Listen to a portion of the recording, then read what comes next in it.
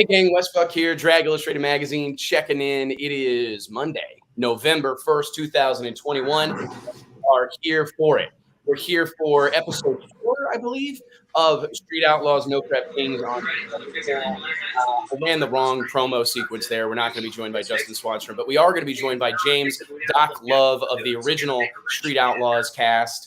As well as, hopefully, if everything works out, Mike Murillo, who we've been trying to connect with for like 3 weeks. And we're going to keep trying for as long as we possibly can. And maybe one of these days we'll actually get it done. JT, turn yours down a little bit. It's not. It's you. Oh, it's me. It might be me. Oh, no. Yeah, it might be Mike. Yeah, My there bad. we go. Raymond Gutierrez. Let's get this poppin'. I don't ever mess this stuff up, man.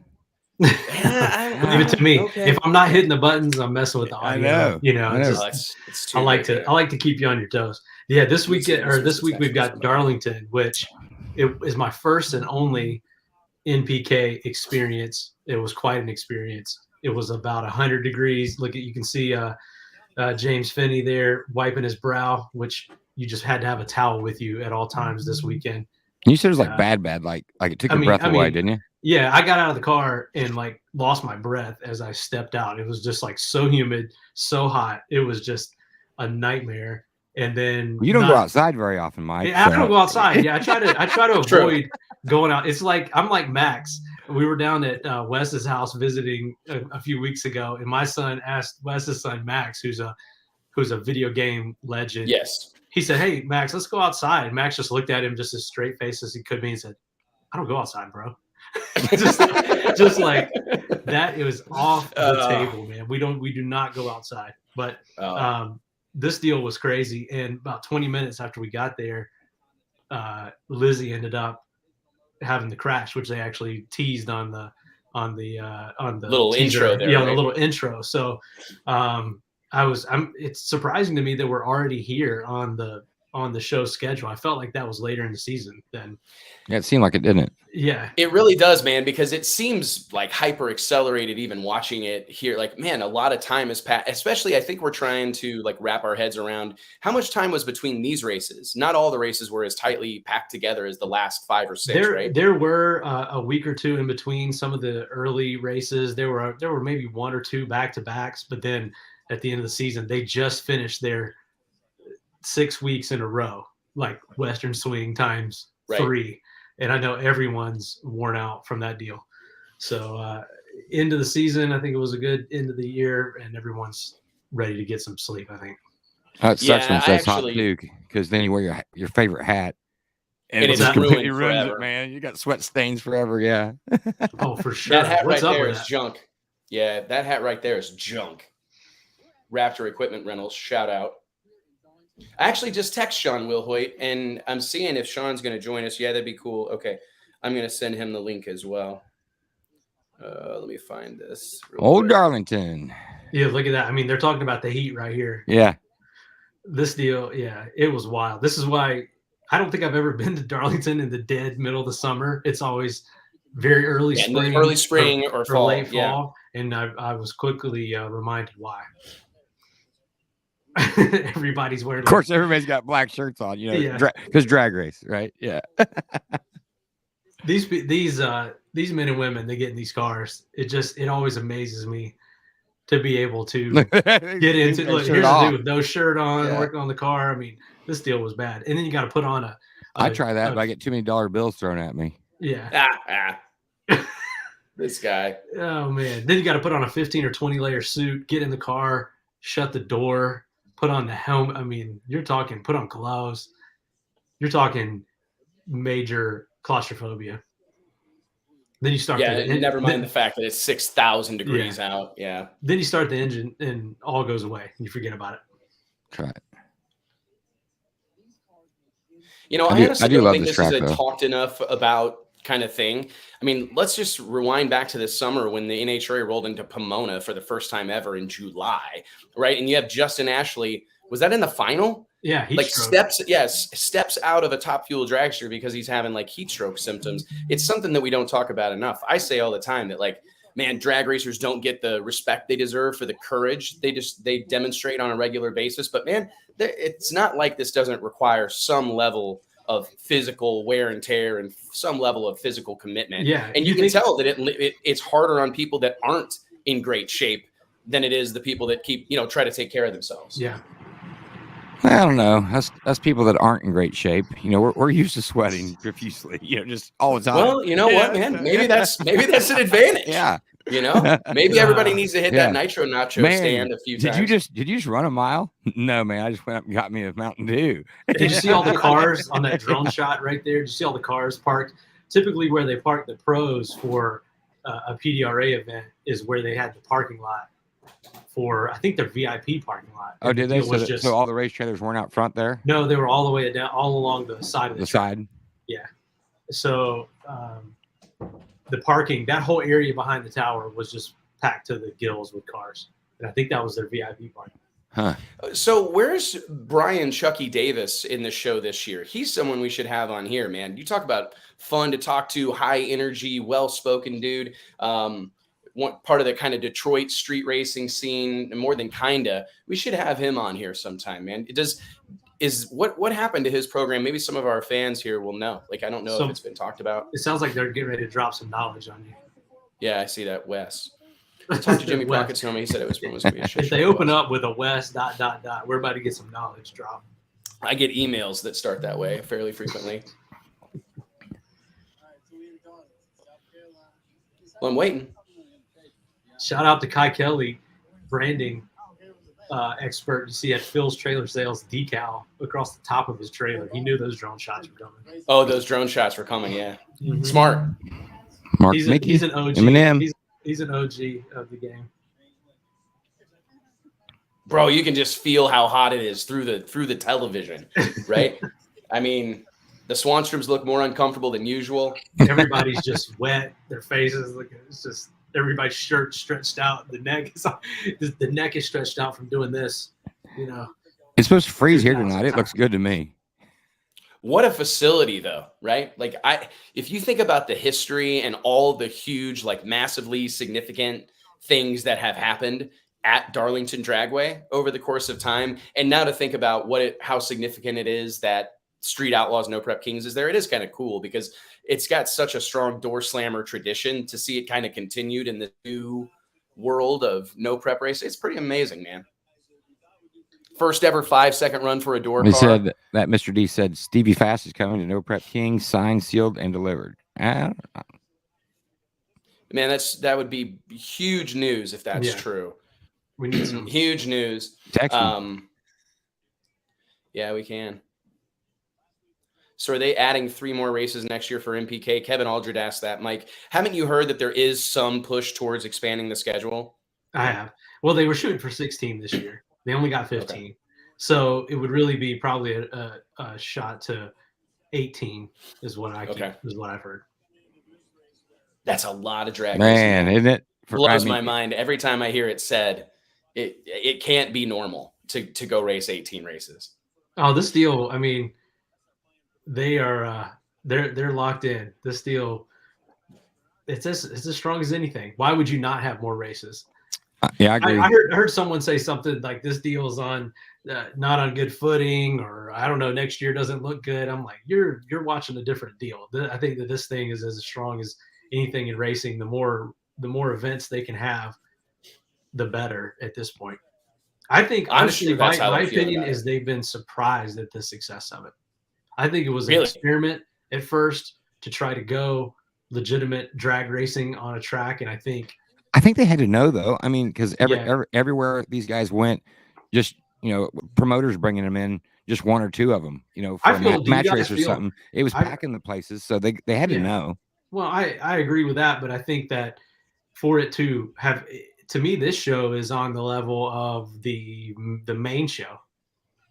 As far as all the spinoffs from the deal, I feel like this may be the most talked about, the most followed part of the whole deal. I don't know. This has got to be the most talked about season of No Prep Kings there's ever been, for sure, right? Because I don't ever remember this level of buzz, even, with all the success Ryan Martin was having and whatnot. I never really felt like we were seeing it talked about as much as we're seeing it talked about right now.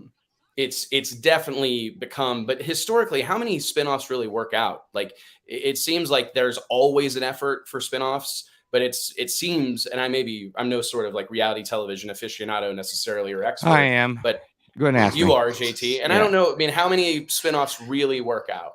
Yeah, usually not as that many. big. Usually not that many. It's like sequels to movies, right? Yeah. It takes a really special one to kind we of just cut saw through. Doc on there, and I think that he's just joined us. Oh, so hey, yeah, there's Doc. real quick. Bring him in here, man. What's up, Doc? What's up, Doc? Hey guys, how you doing?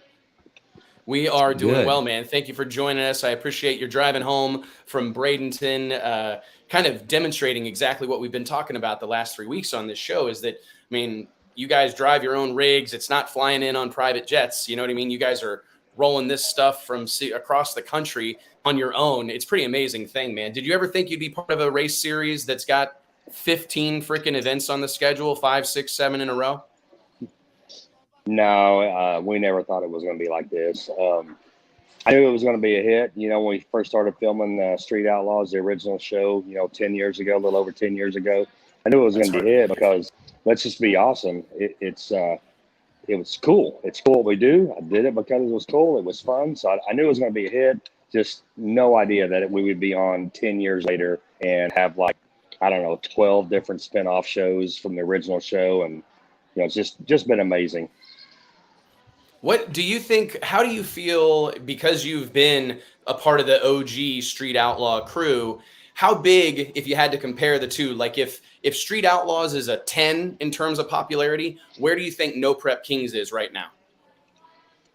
That's a tough one because we have the OG Street Outlaw diehard fans that absolutely hate the No Prep show because we've taken it off the streets into the tracks. Right. And we have fans that are No Prep King fans that love what we're doing on the track, but hate what we're doing on the street and refuse to watch what we do when we do the street shows. So it's really hard to say. I would say our bigger diehard, and I mean absolutely diehard fans, are probably on the street show, but all the fans that we have are equally amazing in their own right. What do you say to the people who don't like the move to the track? I will be honest, as a drag racing guy, I do love that you guys have been able to take not all, but some of that energy and enthusiasm from the street to the track. I mean, I know it's not identical. It's definitely, anybody who's ever street raced will tell you that the adrenaline associated with that whole situation is indescribable for the most part. But what do you say to the people that kind of bag on the show because it's not on the street? I mean, you got to be honest. These cars were getting crazy fast, or still are. I mean, are you glad to see it get off the street a little bit? I'm glad to see a turn in the culture. To be honest with you, me and the 405 guys were at the first No Prep race ever held in the southern part of the United States at Denton at North Star. And, and then No Prep just started evolving and getting a little bit bigger and a little bit bigger. And then our OG show came out and everybody knew that we did some No Prep racing. So when the OG guys would show up at these No Prep events in Texas and Oklahoma, the fan base got a little bit bigger. The promoters started recognizing that and then started adding bigger and bigger payouts, because the crowd size kept getting bigger and bigger and bigger. And for a while, we were the No Prep scene was the laughing stock of drag racing because they just didn't, we weren't the pros. We were just no prepping. Nobody races no prep. So we got laughed at. And then as the popularity and the event payouts increased and rose because of the fan popularity, because of the show and because of us OG guys going to these no prep races, then we started getting the attention of some more and more track guys. Obviously, this is just my take on the situation, on the events from start to now. We got the attention of some track guys, i.e. Mike Murillo. I mean, I don't think he ever would have given no prep a second thought if we hadn't been doing it in his backyard in the state of Texas. And the purses, the prizes, the prize money wasn't as big. I mean, I don't know how many professional or semi-professional drag racers, guys racing in different PDRA series. Mike Murillo's even said it. Why would I go race this series or this event on the other side of the country for a $6,000 to $8,000 payout when I can do a no prep race in my home state for 20 grand? So we just gained some traction on the back of the show. No prep movement gained traction, and it has to be. I mean, it's just this. You can't ignore the fact that the show, the OG Street Outlaws, and those of us, the OGs that attended these no prep races when we weren't filming, it just there's no denying that we had a big part in no prep getting to where it's at today. So there's no doubt. There's no doubt in my mind.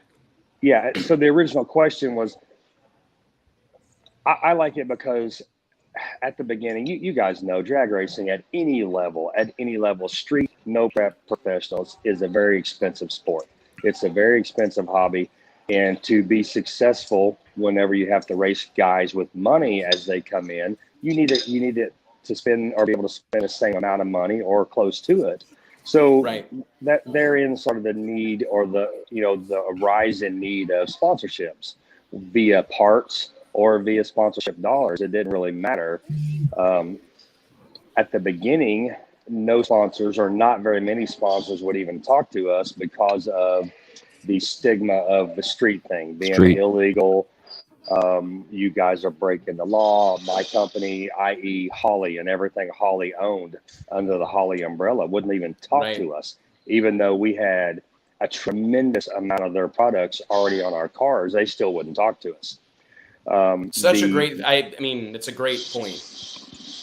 The switch or movement from the street to the tracks via No Prep Kings has given a solidarity, I guess you could say, has made it more attractive for the sponsors that potential sponsors that never wanted to do anything in the past because of the street moniker, has now given them the avenue to jump on board if they want to, because now we are a legal, whether it's sanctioned or not, we are legal. We're doing it legal at tracks. There's nothing illegal about it. It's open to the public. We're bringing in 8,000 to 30,000 spectators per race, depending on where it's at and when. Who would have thought 10 years ago that the Street Outlaws would be able to pack Bristol? And I don't even mean pack. I mean overflowing until the fire marshal said enough's enough, and literally turned away. As far as I know, there was 2 entrances into Bristol. One entrance on one side, one on the other. We had, if you added the line up on both entrances, it was over 15 miles long of spectators waiting to get in that the fire marshal turned away. It's unbelievable, man. Drag stock type stuff right there. Yeah, and that was on a Tuesday. It was on a Tuesday. It wasn't even a weekend. Yeah, I think that's what's been so impressive about No Prep Kings, and why, especially for us that are in the traditional drag racing world or media, why we're so much more aware of it now. And to your point about sponsors, it's been a real fine line, a real tightrope dance with sponsors and with you guys getting compensated properly and them getting exposure the way they want to get it. That's kind of the genius of the No Prep Kings deal, is the exposure to the mainstream drag racing world and allowing all these mainstream drag racing companies to get involved. Exactly. Who would have ever thought, 10 years ago that me, Doc James Love, would be associated with Penske or Haltech, or Nitrous Outlet, things like that, other than buying their product with my own money. Who would have thought that I'd be, associated with people like that? Who would have thought that, some of the sponsors that Ryan Martin has, HP Tuners, yada, yada, yada, Proline, the Turbos, Precision Turbos, blah, blah, blah. Who Fuel Tech. Thought, it's unbelievable. Yeah, exactly. Fuel Tech, Pro Charger. Who would have thought that these huge, like the biggest names in drag racing would be associated with the likes of outlaws like us? So I got to ask a question. We're watching the show, just so you know. I don't think you're watching, but we're watching. You're on right now doing a burnout at Darlington in your Firebird. How odd was it for you to not be racing in a Monte Carlo this season?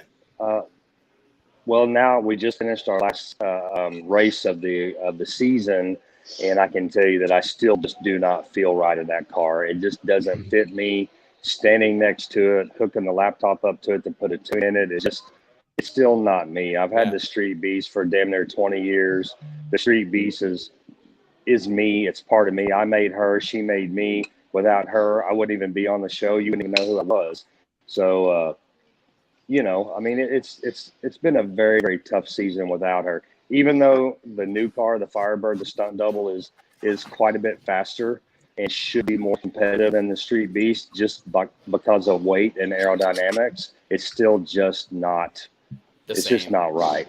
Yeah, it's just not the same. And there's a lot to be said for keeping consistency with your car and making that as identifiable of a character as you yourself are. And that's something that, like you said, even though the Monte Carlo is not as aerodynamic or it's heavier, that's what the fans want to see. That's what you're known for. And kind of fighting that good fight. It is strange seeing you next to that car. It's something we've lost in all the other forms of racing. It doesn't matter what car you are identified with. Everyone's got a 21 Camaro now. So you've lost that. You've in all forms of racing, even circle track racing, even NASCAR. It's been lost since the 70s. I mean, the King was always known for the same car. You know, Richard Petty was always in the same car. When you thought of Richard Petty, you thought of that car. When you think of Doc, you think of the Street Beast, you know, or of a first generation Monte Carlo. When you think of Monza, it's the Camaro. When you think of Ryan, it's the new body Camaro. So our brand, you know, we're branded to the cars as much, if not more so, than the legends of the past. Right. Do you think has that been strategic by like Sam Corcus and the folks at Pilgrim to kind of develop both of those storylines? Because like Big Chief and the Crow come to mind, then the Crow mod, like they were always clearly like pouring themselves into that. Like we've got to build the star, but also build the car. Was that strategic, building up both of them? Yeah, it was. When me and Dominator talked about, you know, building new cars for the No Prep series, because let's just face it, you have to have two. It's virtually impossible to campaign the same car to do both because they're set up totally different. So when we start talking about building new cars for the No Prep series, you know, lighter, faster, better, stronger, whatever, Sam was real adamant about us sticking with our brand. You know, I'm building another first gen Monte Carlo, have been as money allows for the last 3 years. Dominator came out with the new car, you know, painted the same color as the old one, stuff like that. So when I wrecked the Street Beast, that's what they wanted to see me come back in, was another first generation Monte Carlo, or even just a regular Monte Carlo. And I searched the world. I'm talking Australia, England, everywhere that had drag racing and drag racing cars for sale. And there's not another Monte Carlo out there that was close enough that I thought I could be competitive in both the street and the No Prep stuff. There's just nothing out there. There's nothing available. So that's why I kind of landed on the Firebird that I have now. Well, it seems like everybody's headed this direction. I mean, and we've talked about that a lot. I got a couple of questions. First, let's stick with the cars for a second. Do you get worried seeing kind of the pathway that No Prep Kings is going, where we've got like pro line, freaking pro charge, the highest level equipment, the highest level cars? Does that concern you about kind of keeping it relatable to the everyman racer and race fan, or is it just part of it? Yeah, it's part of the natural evolution of racing. I mean, as drag racers, like competitive drag racers, you just want to be faster. You know, you got to be faster than the next guy, so you step up, and the next year he's got to be faster than you, so he steps up. So that's natural evolution in any form of drag racing. If it wasn't for the rules and laws of the NHRA, how fast would Top Fuel be right now? I mean, they've already moved them back to 1,000. Yeah, they've already moved them back to 1,000 feet. You know, how fast could Pro Stock be if they took the majority of the rules that are holding them cars back?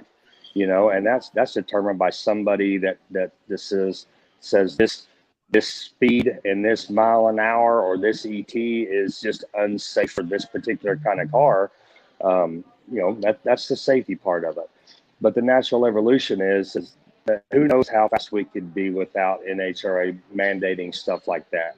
So No Prep doesn't have any rules like that. So the only rules are basically body style and how it's built, wheelbase, stuff like that. So there's no telling to how fast we can be. It's painfully obvious that sponsorship and big money has been the sport. I mean, just look at the difference between season 1 caliber cars and season 4 caliber cars. In 4 short seasons, you know, if you don't have, let's just throw some arbitrary numbers out there, but I feel like these are relatively close and accurate. If you don't have a $300,000 a year team, you're just not going to be competitive in no prep team anymore. Where do you see it going in 4 more years, Doc? I mean, you said you made that comparison between year 1 and year 4. What's year 7 or 8 going to look like? Man, I don't know. I have a hard time seeing in the future. My brain just is focused on here and now, and you know, let's get through today and worry about the problems today. Don't even worry about the problems for tomorrow, because you have the problems today to overcome first. So I have just been raised, I have a hard time seeing in the future. Who knows? But eventually, I do fear that No Prep Kings is going to get out of reach, kind of like the OG show did. We got so fast and the cars got unrelatable compared to season 1 versus season 14. We lose some hardcore fans because of that. The new show, the spinoff, the JJ show, has garnered and gathered up some of the OUTLAWS fans because his cars appear to be more relatable than ours to the average guy. Obviously, the top cars on his show are very, very, very comparable to ours. So, but yeah, it's tough. It's tough. You want to be faster. You want to be better. You want to be safer. You want to be more professional. But at the same time, you have to be leery of not losing your fan base, the hardcore people that got you to where you are today. It's so true, man. I mean, and I think that we've seen that happen like 10,000 times. One of the interesting things when you talk about the rising cost to participate, and I think you're dead on the money with that number or very close. I mean, at least as far as like the operation, the car you're going to have. I mean, having like a legit double frame rail car with a Pro Line Hemi in it, I mean, you're spending three plus, you know, pretty easy.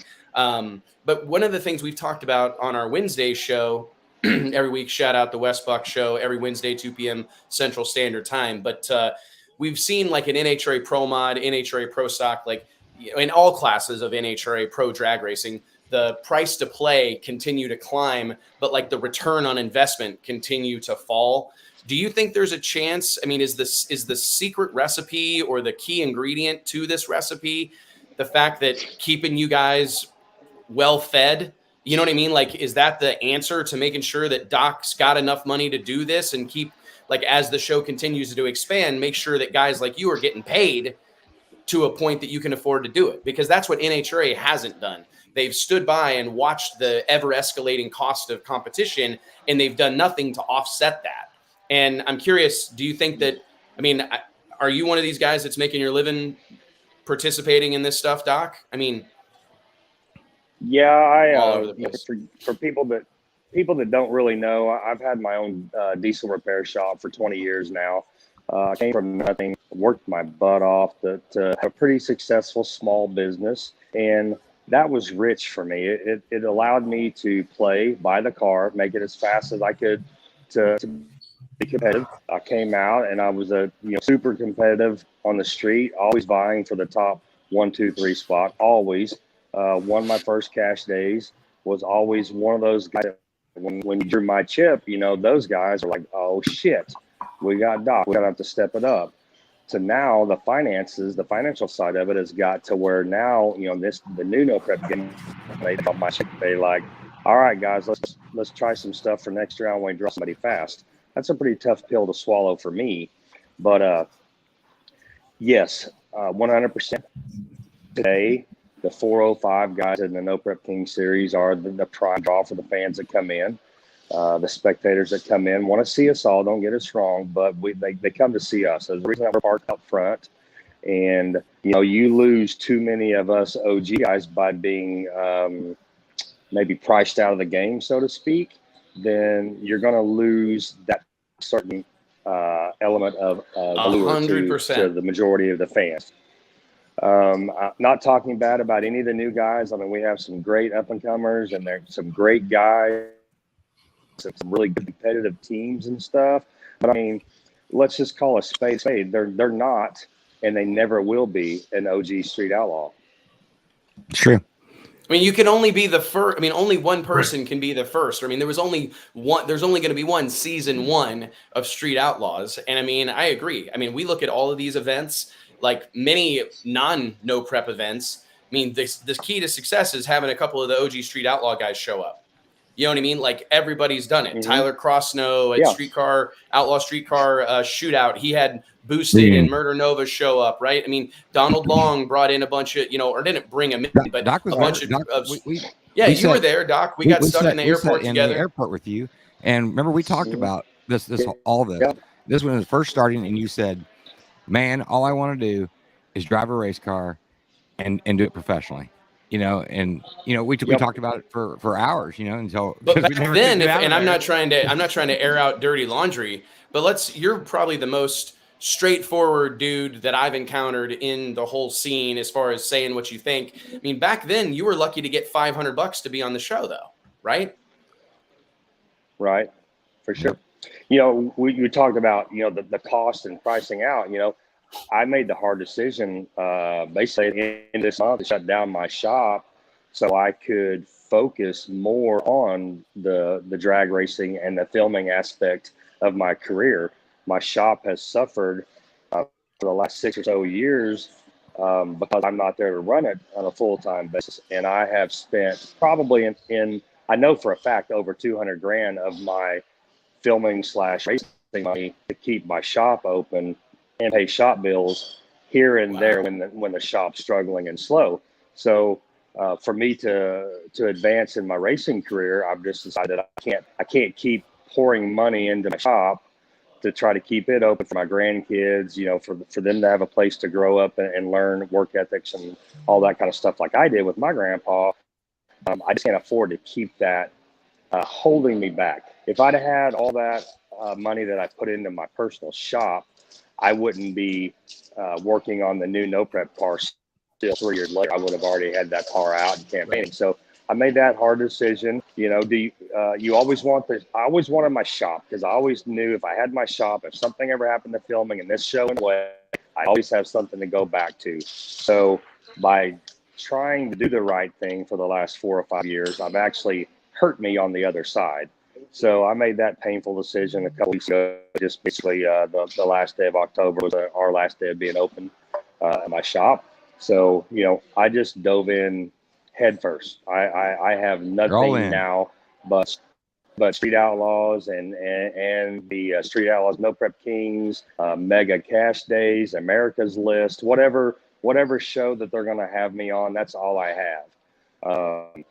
If it works, awesome. I made a great career choice. If it doesn't work, I can always go back and be a diesel mechanic. My tools, I gotta tell you, everybody else. The opportunity though. Yeah, dude. I think going all in. You got to go all in. Give this guy a round of applause. I mean, Doc, seriously, man. Like, you only get opportunity. Yeah, I mean, you only get opportunities like this maybe once a lifetime. And I mean, I certainly understand that's a tough decision, but you can always go back. You can pick up a wrench anytime you want. Those skills don't diminish. You know what I mean? That knowledge doesn't expire. And it shows your confidence in this deal. And like you said, all of these different spinoffs they're doing, it seems like, just reading between the lines of what you're saying, that there's probably more spinoffs in the works. And that as these shows kind of get out of hand, like you're talking about the OGs being priced out, or JJ's show kind of collecting some of the fans that were left behind from the move away from the relatable cars. It seems like the way to mitigate that and to keep it going is to create another spinoff that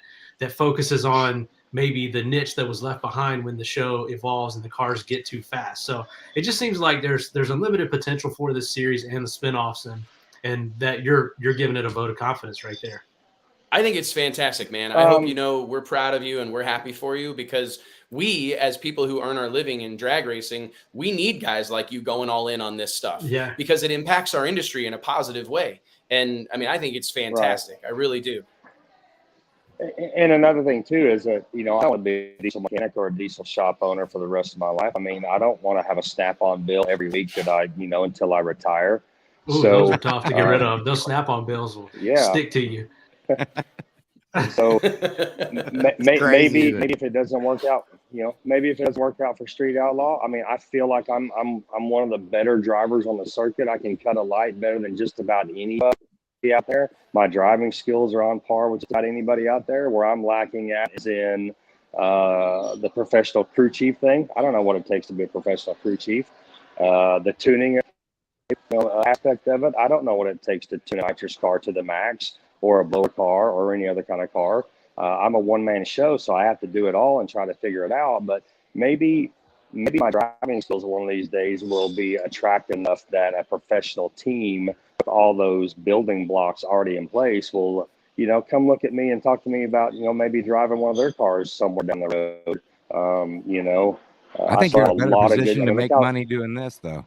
You know, really. Yeah, I mean, it could be argued that you may be in a better position where you're at than, because I guarantee you we could reverse this conversation, and there's a slew of NHRA Top Fuel, Funny Car, Pro Stock drivers that would jump at the opportunity to trade you spots. You know, I mean, let's talk about that. I mean, you and I, go ahead. Well, let's just talk about that. Would you be surprised if I already told you that there was probably 4 or 5 that have made literally thousands of phone calls to stand, professional drivers wanting to know how they can get in? I mean, that's 100% real life. No, I mean, I believe it 100%, man. I mean, it's tough. It's hard for us to say it out loud because, you know, it's hard to say out loud because I think anybody that downs on Street Outlaws or is negative about No Prep Kings or any of these spinoffs, it's all rooted in jealousy. And like, I'm here, if we're going to do a drinking game, hand to God, it's a jealous action. You know what I mean? Like, it's a cheers. We take a drink every time I say the same thing all the time, and I say hand to God all the time. He's got several of them, Doc. I've got several of them. It's why me and JT are going to have to check in rehab. I'm going to have to get a list behind me. It's true, man. I mean, we've argued right here on this show that I don't know that there's a bigger, more visible platform than Street Outlaws and or No Prep Kings. I mean, this is the highest level. Yeah. I mean, these cars, there's more sponsorship. Like, it's very impressive what you guys, the platform that has been created here. And I do find it interesting. And I wish sometimes I could there's a lot of mutual respect. I really think that there are those on the pro side that look down at you guys. And I think there's maybe Street Outlaws, No Prep guys that look down on big show cars. But man, there's a lot of mutual respect where we all know where we fit into the scene. I'm curious, Doc, having the experience of racing a bunch on the street, racing on No Prep. Go ahead. I was just going to talk about the difference between the pros and the pros and us. I kind of have a 2-bar signal, so I'm kind of in and out. But you're good. My first PRI, I found out that John Force was going to be there and signing autographs and meeting people. I am was one of the biggest John Force fans you will ever come across.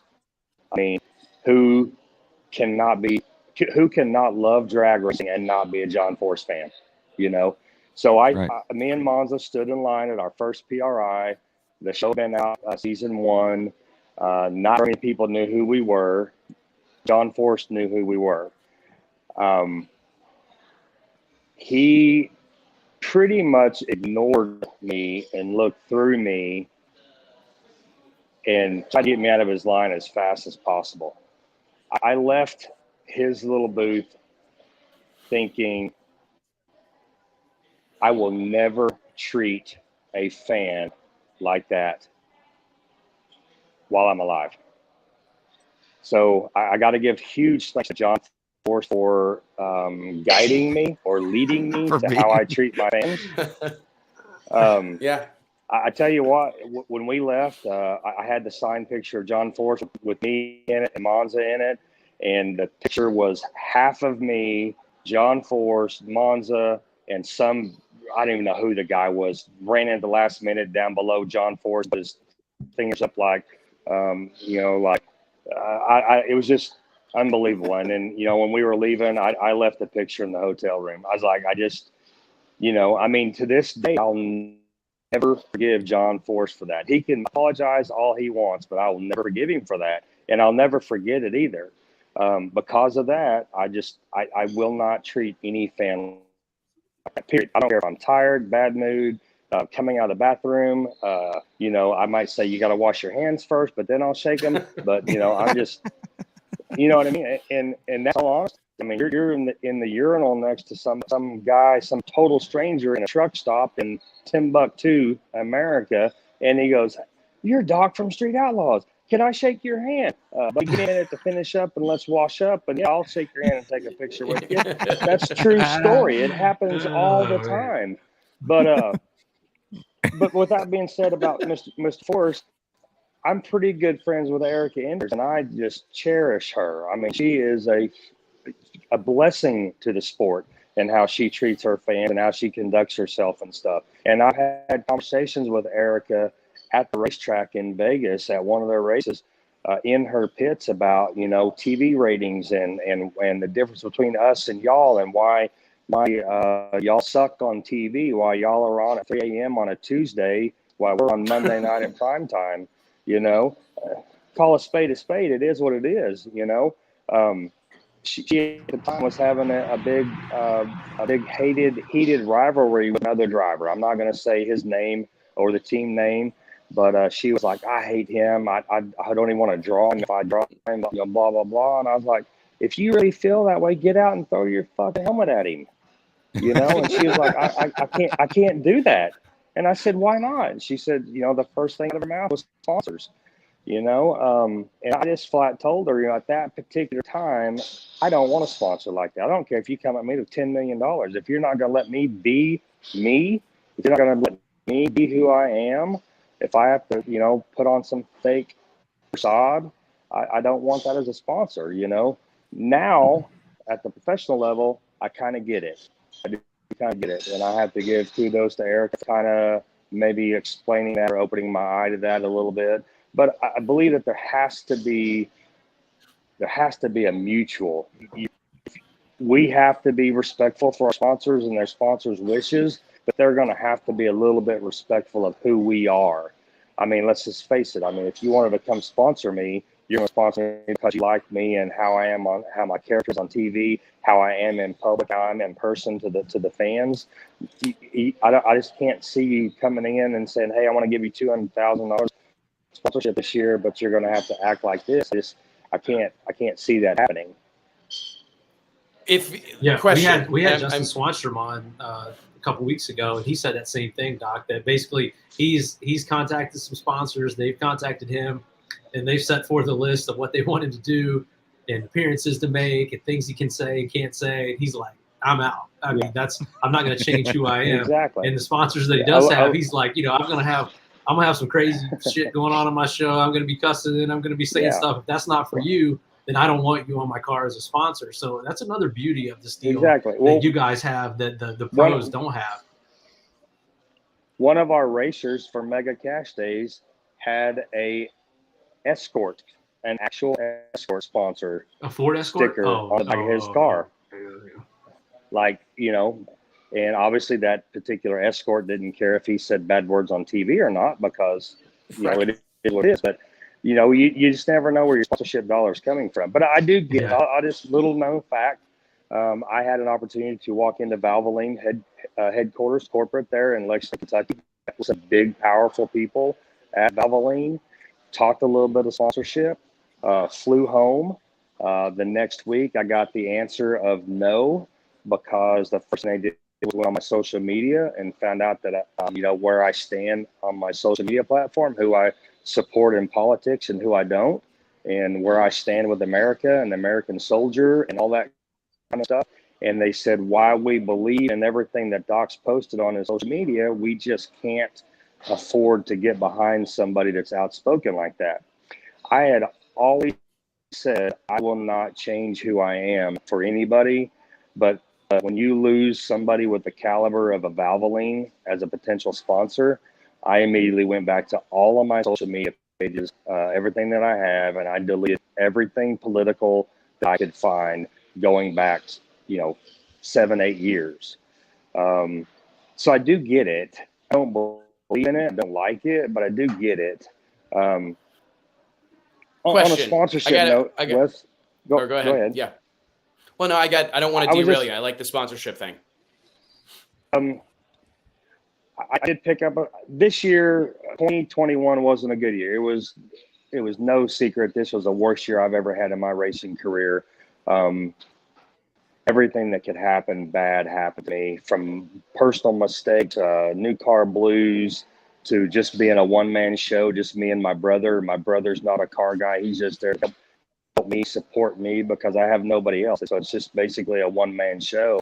And you need JT to go with you. I was about to say, JT will tune your car. Listen, we're volunteering from here forth.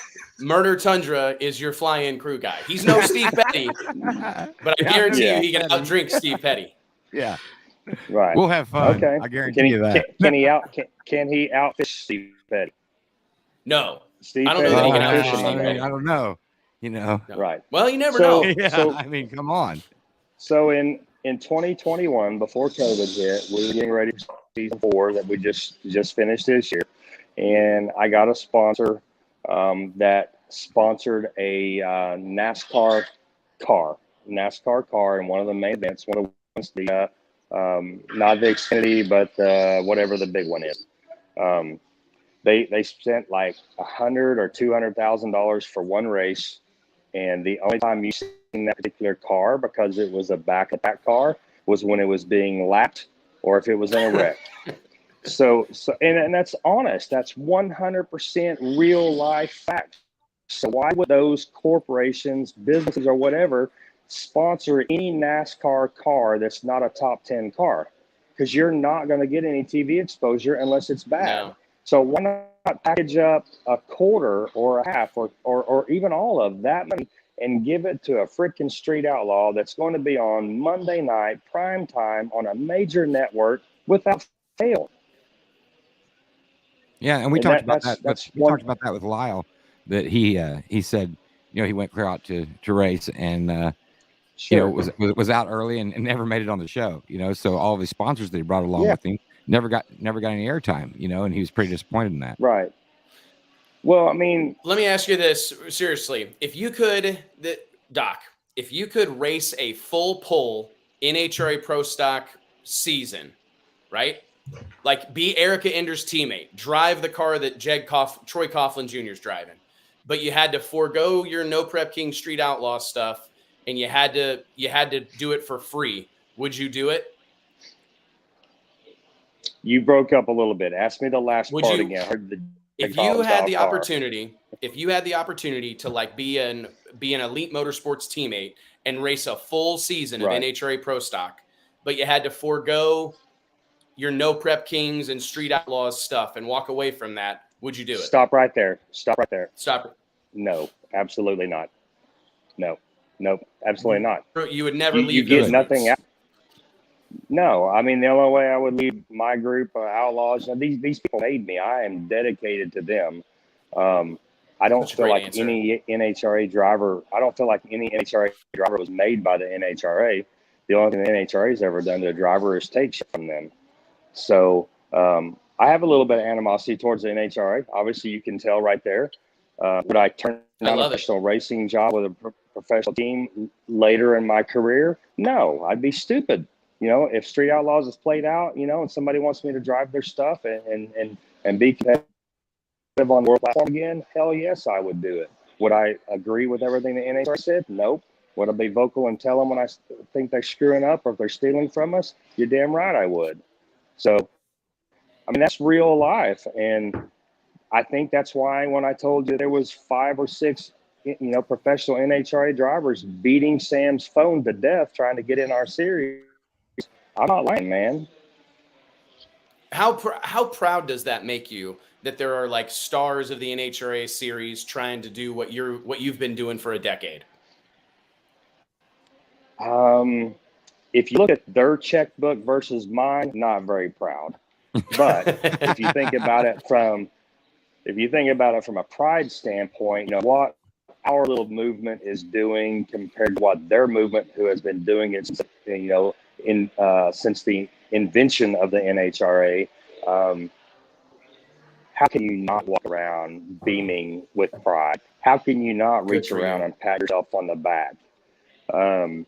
Yeah, absolutely. At one time, I knew the ratings of NHRA versus ours, and I would tell anybody that would listen, and those people that didn't, because I mean, like I said, I was in the pits at one of their races in Vegas, and I heard some of the complaints from Erica's team, the owners. I'm not going to name names, but you know who they are. You know, the things that they're complaining about, and every time they turn around, NHRA's got their hand out. I'll tell you what pissed me off the most. My engine builder at the time, Bob Mandel, Mike Chaskill, who built the Street Beast, turned into double frame rail cars. His name's Bob Mandel. He's out of Culioca, Tennessee. When he found out I was going there to the race, he asked me if I would grab 2 Erica Enders shirts for 2 girls that were in love with her, 2 fans out of Tennessee, just normal Tennessee girl fans. Bob said, I'll pay for them if you'll get me 2 Erica Enders shirts for these girls and have Erica sign them. I said, you won't have to pay for them. I'll pay for them. So I went to Erica and I said, hey, can I buy a couple of your shirts? And she said, yeah, but you're going to have to go in up there to whatever the NHRA hospitality tent and buy them. And I was like, really? You can't sell your own shirts? And she said, oh, no, it's got to be up there through them. And I was like, okay, NHRA rule number 1. So I go in and I walked by the John Force booth that was selling everything John Force. Walk into the merchandising, the official NHRA merchandising tent, and I walk around in there, and it's John Force this, John Force that, John Force. I had to ask somebody, where are the Erica Enders shirts? She finally told me where they were. I walked over there. There was 2 Pro Stock drivers merchandise that you could buy. It was like 2 different hats and 2 different shirts from 2 different drivers, and that was it. I had to pay NHRA's outrageous prices of $50 or $60 for the shirt, whatever it was. It was way too much at the register before I could walk out of the hospitality tent and take it back to Erica to have her sign those. And I thought that was the most ridiculous thing I had ever encountered in drag racing or any kind of racing in my entire life. I do get a little bit I can get pretty up on the tire when I think about the advantage. I mean, if you call up David Rare from Rare Morrison Racing Engines, he'll tell you that him and Lee Shepard, they made a mint going around selling t-shirts. I mean, that was like a big way that they afforded their racing operation.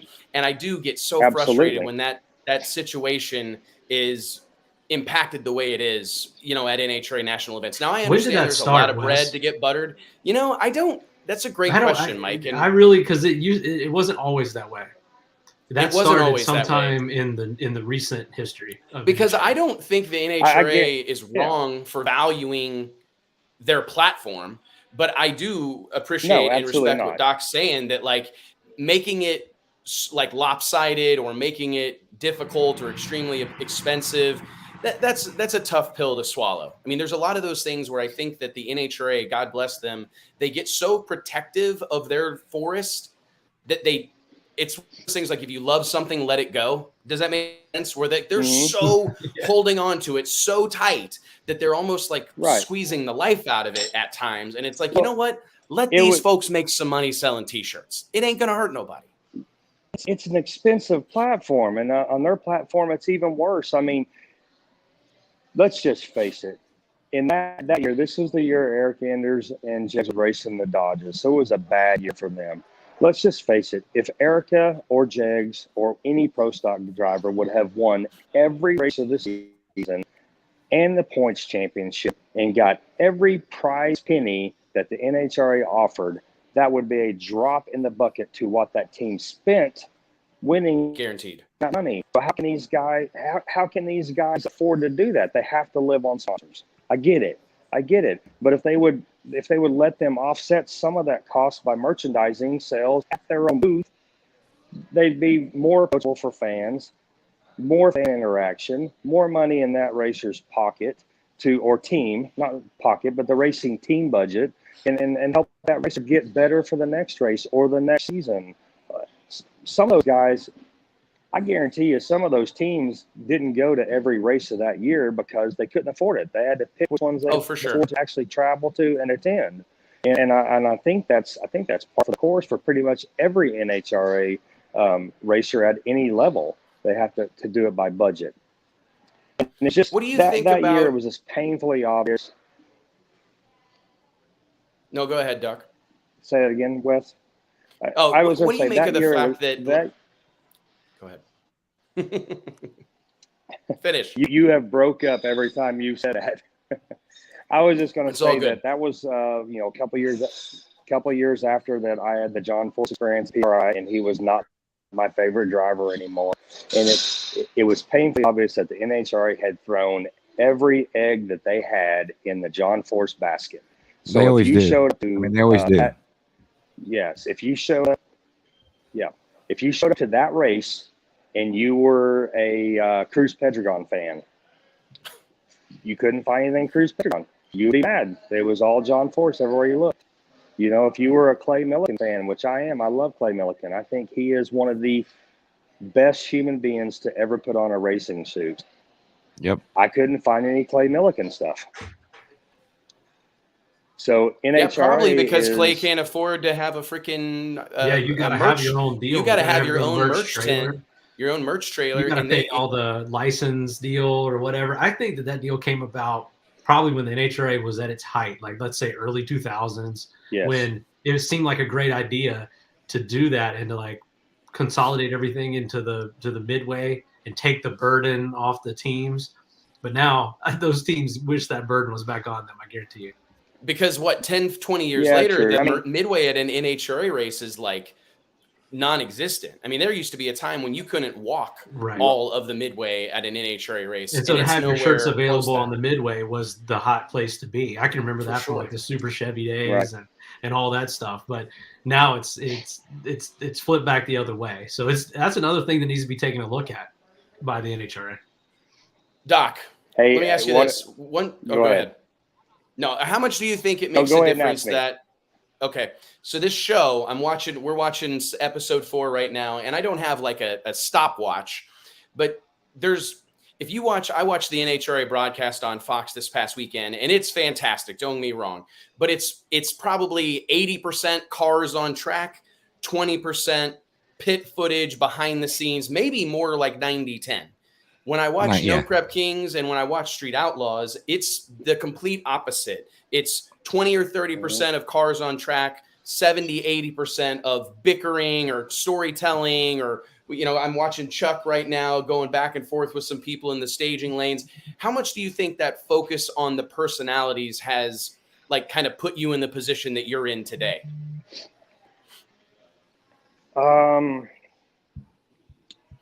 Without it, we wouldn't be here.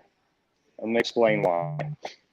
Season 1 of No Prep Kings barely made season 2. The ratings were just our core group of fans didn't like racing at the track. So we barely had enough to get season 2. So Pilgrim listened to the fans. What do you want to see in season 2 of No Prep Kings? What would you like to see? And the biggest thing on social media was more cars, less drama, more about racing, all about racing. So season 2, that's all we shoved down our fans' throat was racing. Burnouts, races. Burnouts, races. Burnouts, races. I'm talking 10% or less drama and our interaction with the camera. It's all about the car and the racing. Season 2 did not get us season 3. I mean, season 3, we barely got season 3 by the skin of a promise. So season 3, we brought back in the drama, and season 3 ratings went through the roof. I was wrong about season 1. Season 1 ratings were really good.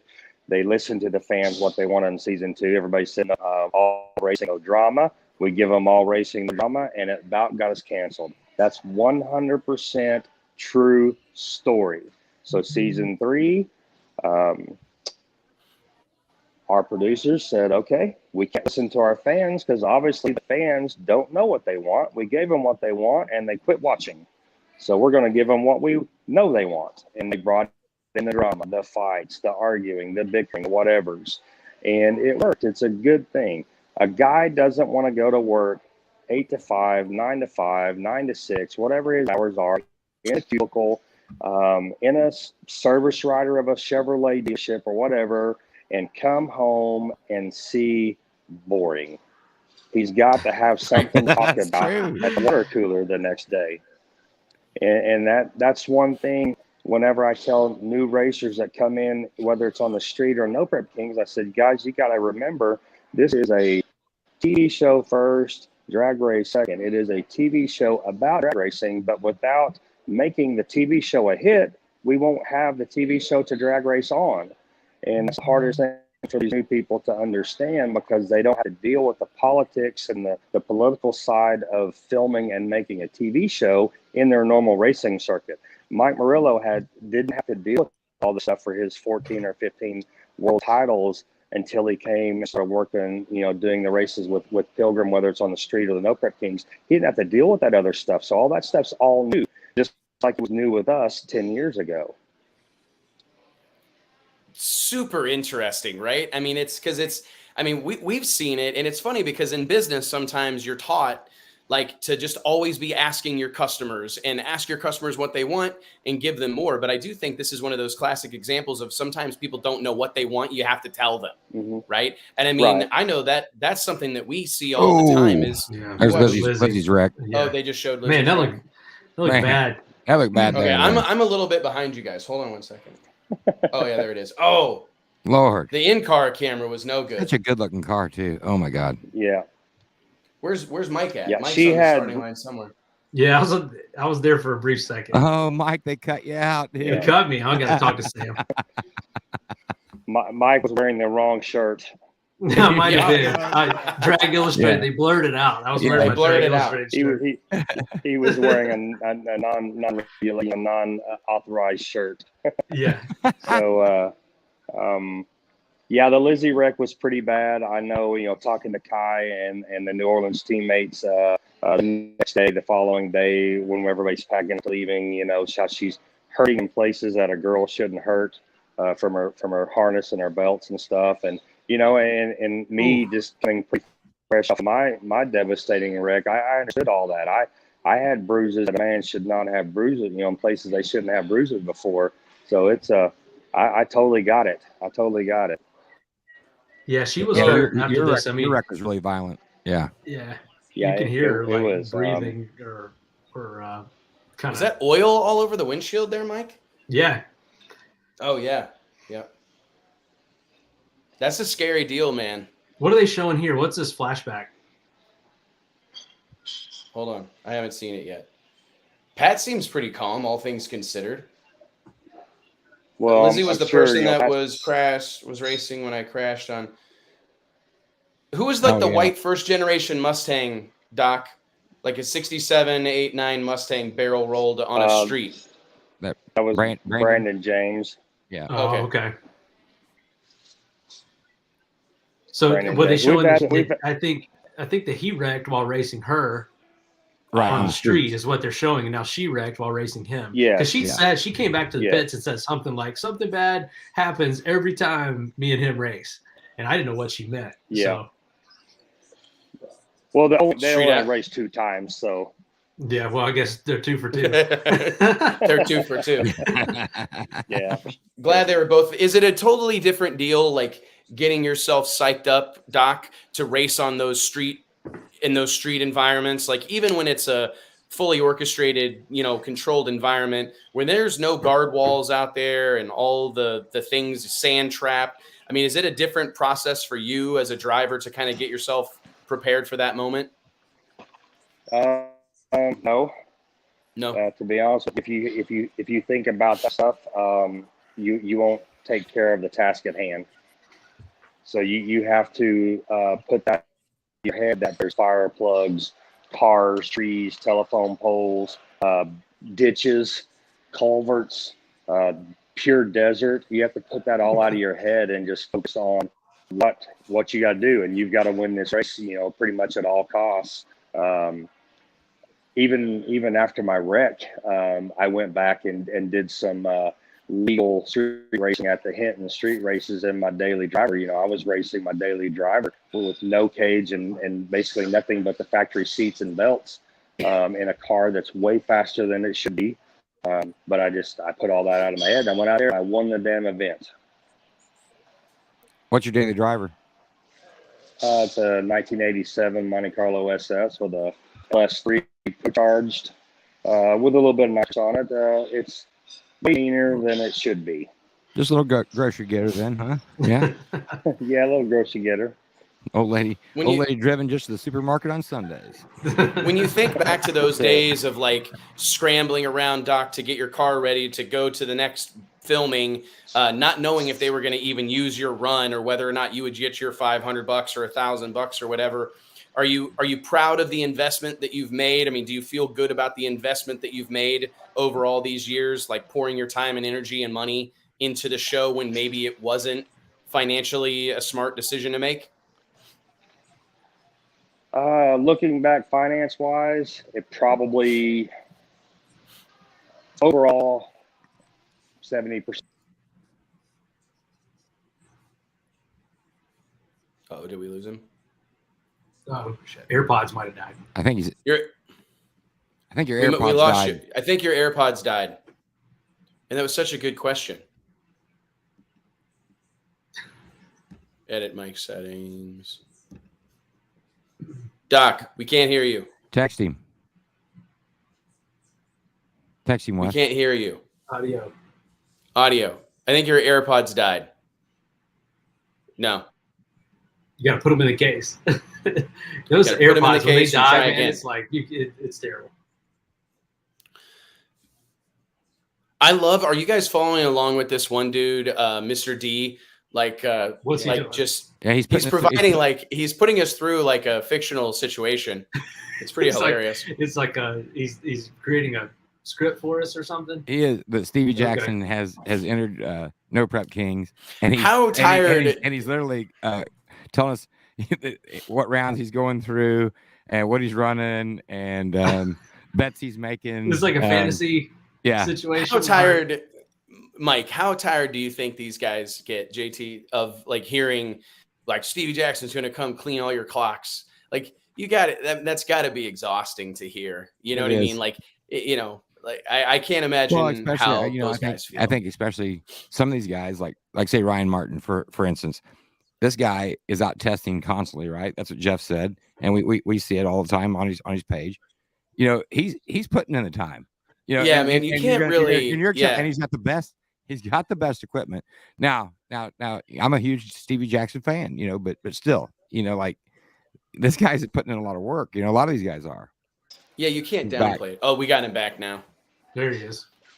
What's up, Doc? We lost you, and that was a great. I could tell the answer was going to be killer, and then So to catch everybody up, how do you feel about the investment of time and energy and money that you've made over all these years? 10 years of Street Outlaws. Kind of hard to believe.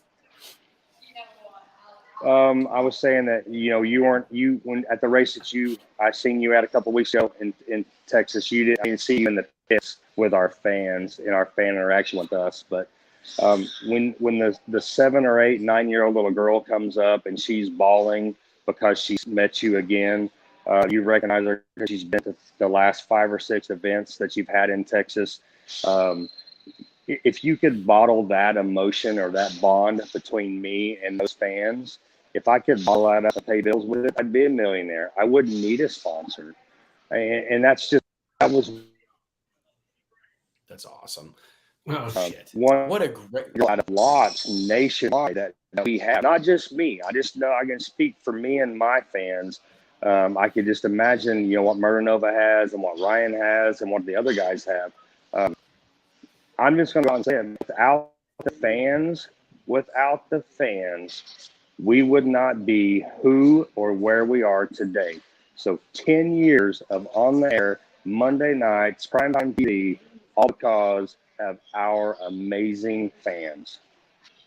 I agree 100%, man. It's a great. I mean, I told you that Saturday, Friday, and Saturday at No Prep Kings in Dallas that it was like the crowd and the energy is what I found was so interesting. You know what I mean? Because it's just a totally different. I told you, you asked me like, hey, can you compare and contrast NHRA's crowd to the crowd here for MPK? And it's like seemed younger, much younger, trended much younger. Lots of like father, husband, wife, son, daughter. We're gonna lose him. It's. I think it's Denny's. I'm blaming this on Denny's. Yeah, I would definitely blame it on Denny's. JT's favorite restaurant. I think. Might hear. We're gonna lose him. My earpiece just went dead, so I couldn't hear any of that after I told you about my fan experience and being a millionaire. Well, let us let you go. We don't want to. Yeah. I told you I want to keep you for 2 hours, man. You need to go eat. We already kept you for too long. Thank you so much, Doc, for joining us. We'll have to do this again sometime when you're home, safe and sound, or down here in our neck of the woods and can swing by the studio. Oh, he can't hear us. Maybe. Thanks. All right. Let's shoot him a text. Yeah. Thanks, Doc. That was awesome. He's a straight shooter, man. A lot of the fans, dude, were loving his commentary and his. There he is. Oh. We just want to tell you thanks, dude. Don't let us keep you. Yeah, you're good, bro. We'll do it again. We'll do it again soon. Okay. Thank you. Right, seriously, so much, man. Thanks, Doc. It was a great talk. We appreciate you, dude. Still got to eat. And hey, I love you guys. Talk to y'all later. Hey, we love you, man. Seriously, thank you very much. Take care, brother. We owe him dinner for sure. We owe you dinner. Yeah. We definitely owe him dinner. Ask them if they can heat it up for you. They will. They'll do anything you want. They can, man. Just tell them you know Andy Reid. Yeah. Hey, man. Do you think the Chiefs' struggles are directly connected to Andy Reid losing weight? I don't know. Buy him a cheeseburger. Has he lost weight? Get him a baconator. He looked thin tonight. He looked real thin. Well, they probably put him on a pretty strict diet after he went to the hospital after that last hospital. What's the score right now, T? 7-7. It's pretty ugly so far. Ugh. So, yeah. Dude, what is wrong with your squad? Well, another pass went off of the hands of the receiver. Oh my gosh. Yeah. Dude, I want to get shirts made that if Justin Swanstrom with the caption above it, like the closed caption, we broke valve springs. We broke valve springs. We ain't never broke valve springs. We broke valve spring. Did you see that? I want to rewind it and watch it like 16 more times. He's surprised. Got this I heart haters on. We broke valve springs. I went to his site. That was great. I went to his site the other day to look at his merchandise, and seriously, he does. He has that shirt up. Justin's a snitch. I've got it hanging up in the other room. Yeah, and he's got them for sale, and they'll be delivered to Kai Kelly's house. It's pretty awesome, man. Let me tell Alicia to bring mine. Oh, that's good, man. Doc was great, man. A lot of candid. We're getting a lot of candid info from these guys, and I think that's great. I really think that it's our insight into this deal, which is a little bit closed door, and getting some more of the inner workings. But nothing that I've found has diminished my respect for it or anything. It just honestly has made it more so. Well, what have been, so we've done 4 episodes of this show. We're not quite done with the 4th episode. We've had kind of like an ongoing relationship with a lot of the Street Outlaws, No Prep Kings guys. Look, T, I wasn't joking. Did you buy one or you send you one? Or you bought one at No, I bought one just Texas. To support the cause, you know. No, it's on the internet, on the World Wide Web. Oh, yeah? Dial up? Oh, no, that's what Mike JT just said. Yeah, I ordered it on the internet. Yeah, dial up. I faxed him. It's funny. We see going back to the comments, like the original 405 group, they have a hardcore dedicated following, and he was alluding to that a lot. That is really what in his mind is what props up all these other deals, and I can't argue with him. But just seeing the comments too, it's like these guys, the original OG squad, have such a hardcore following that has been around for a while and follow everything these guys do. They like knew his personality before he even got on here. You know, he was the first to tell us. He was the first to tell us when we were with him in that airport, trapped, and stranded forever. Basically that, a couple of guys get, like $2,200 an episode, and the rest of us get like $500 an episode. And he goes, "You think that's bad? If they cut you, if your race isn't good, and they cut your race out of in the editing process, you don't get paid. You don't get nothing." Oh, wow. But in your contract, it says that you have to have that car ready for the next week. So I mean, unless you just absolutely can't. I think things have changed pretty dramatically. I think now that this whole deal's got funding. This was just after maybe Yeah. season 1, maybe. I think this was headed into season 3 because I remember having Doc tell us that, hey man, they've made a lot of changes to the show and they're going to try to make it more about racing and whatnot. And I remember thinking to myself, I don't know that that's a step in the right direction, because I mean, I would love to see burnouts and a little bit more, like there's a little bit more racing. But I mean, I think the focus on the personalities, all the in-car footage, I mean, they do a great job of demonstrating, I think, the danger, the all the kind of like attention to detail and the complexity. Like every time I see one of these in-car sequences, we just watched Kai belting in to his car, I'm reminded of like a Top Gear or Top Gun, fighter jet sequence where they're putting on the air oxygen mask and pulling their belts tight and pushing buttons and all that stuff. I mean, that stuff adds a lot to it, in my opinion. And it does something to diminish the whole, they're just getting in a car and driving in a straight line. It's no big deal. You were talking earlier, you said you don't have a stopwatch on it, but you sure see a lot more in car than you do out of car. And that actually increases as the show goes on. So that first round, they've got a ton of cars to run through. Then it starts getting narrowed down. They actually spend more time on these deals and building the drama as it gets closer to the final round. Have you noticed that? To where like they'll show a lot more of the in-between thrash, a lot more interviews. It seems like the camera angles that they use too on action shots are specifically designed to demonstrate speed. Lots of drone shots with the cars coming from out of frame into frame and out of frame, or those top end shots where it's like a GoPro on the center of the track and it's the cars blistering by them. I think that there's like some real strategy to those shots, specifically going, hey, we need to, now that we've shown like all this buildup and all this kind of tension getting to the race, we need to make sure that we demonstrate how fast these cars are going and how sketchy it is. It just seems like there's a lot more. To me, it seems much more choreographed than like really thought out than any other type of racing coverage that I've ever seen. However, that's where the water gets a little bit muddied, because this isn't race coverage. This is a television show that's being broadcast months after the fact, which is is very difficult to do in real time. Like sometimes I get a little bit, I feel like we love to talk about and critique about all these different types of sanctions and series and the different TV products that exist, namely the NHRA's production on Fox. But we have to be a little bit realistic and recognize that we can't really hold, a live broadcast to the same standards that we're holding a television show to months after the fact, because they don't have the time to do this type of stuff, at an NHRA national event and try to get, and try to broadcast it live. I'm not saying there aren't things we could learn from either place, but I do think sometimes we hold the NHRA to like an unfairly high expectation. And that's exacerbated when you've got the NHRA TV.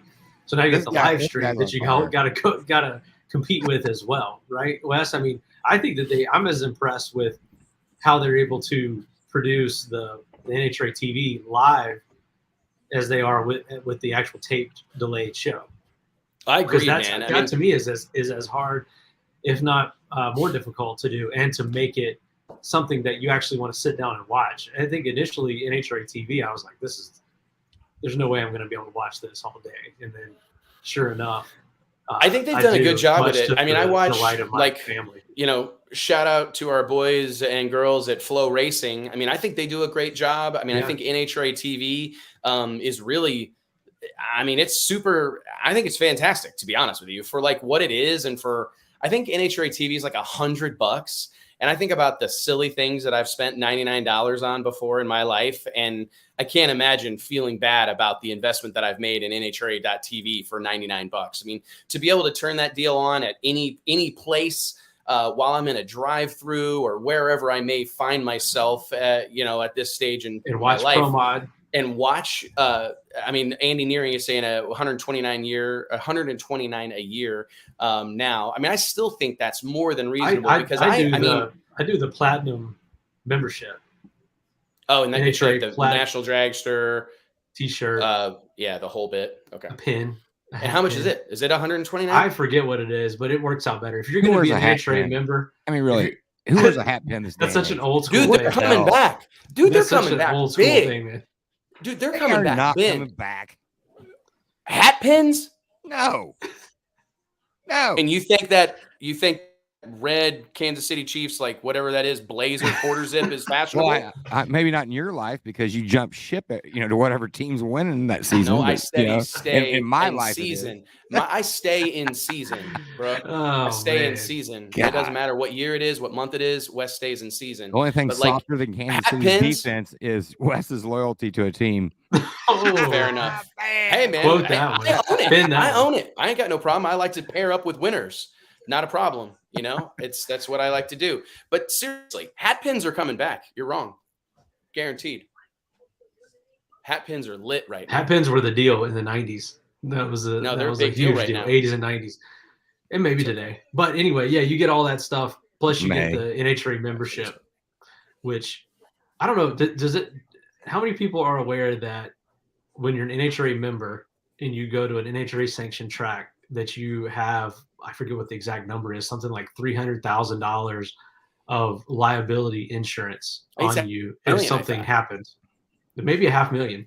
More people need to know about this. It is. If you go to any NHRA sanctioned track regularly, you should be an NHRA member even if you're not racing, because something happens to you at the track and you get injured, you're basically covered by a gigantic group insurance policy that the NHRA runs. So it's an interesting deal. I've had it forever since I found out about that. NHRA member catastrophic medical policy provides up to $485,000 in excess medical benefits and up to $40,000 in excess dismemberment benefits to current NHRA members. That's a fun one. But I mean, hey, dude, you can't really. If you're spending any amount of time, and when IHRA was the thing, I had IHRA and NHRA membership just because it's, obviously you're supporting the sport, and if something happens to you, which I'm a firm believer, you're in as much danger on the starting line or in the pits of a drag strip as you are driving one of these cars. You need that deal. So go look into it. There's no doubt, man. Like I remember one of the first times I took my wife, I took Alicia to the U.S. Nationals in Indy. And I remember kind of grabbing her shoulders and telling her, there's no place here that is safe. No place. Like there is no place on this property. That's Rick Belden. The very first race that we sent Rick Belden to was PDRA Rockingham. And I wasn't going. It was actually, I think it was like spring, whatever, 2015, 2016, something like that. And I was like, man, let me tell you, you've never been to a drag race. Don't worry about, what's happening on the starting line.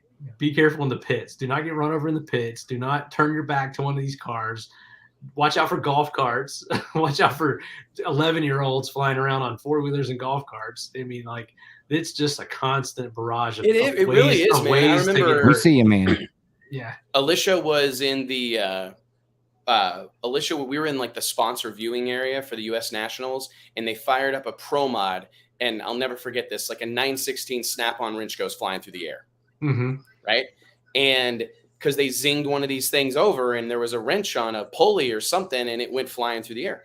And I remember telling her, having that conversation with her, because I would argue, I can't count the number of times I've stepped in front of young kids or young women on the starting line that are standing directly behind the water box and stood in front of their face and turned my back to them because I'm like, hey, I mean, you realize that those tires are spinning 200 some odd miles an hour, as is everything that's flying off them, like the rocks and hardened cigarette butts or whatever else, oil pump shafts that may fall off, collectors, header collectors, who knows what may fall off one of these cars.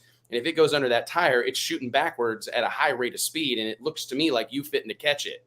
Yeah. And it's a scary place, man. It really is. It's a wonder after all these years of organized drag racing that we have the track record that we do, if you think about it.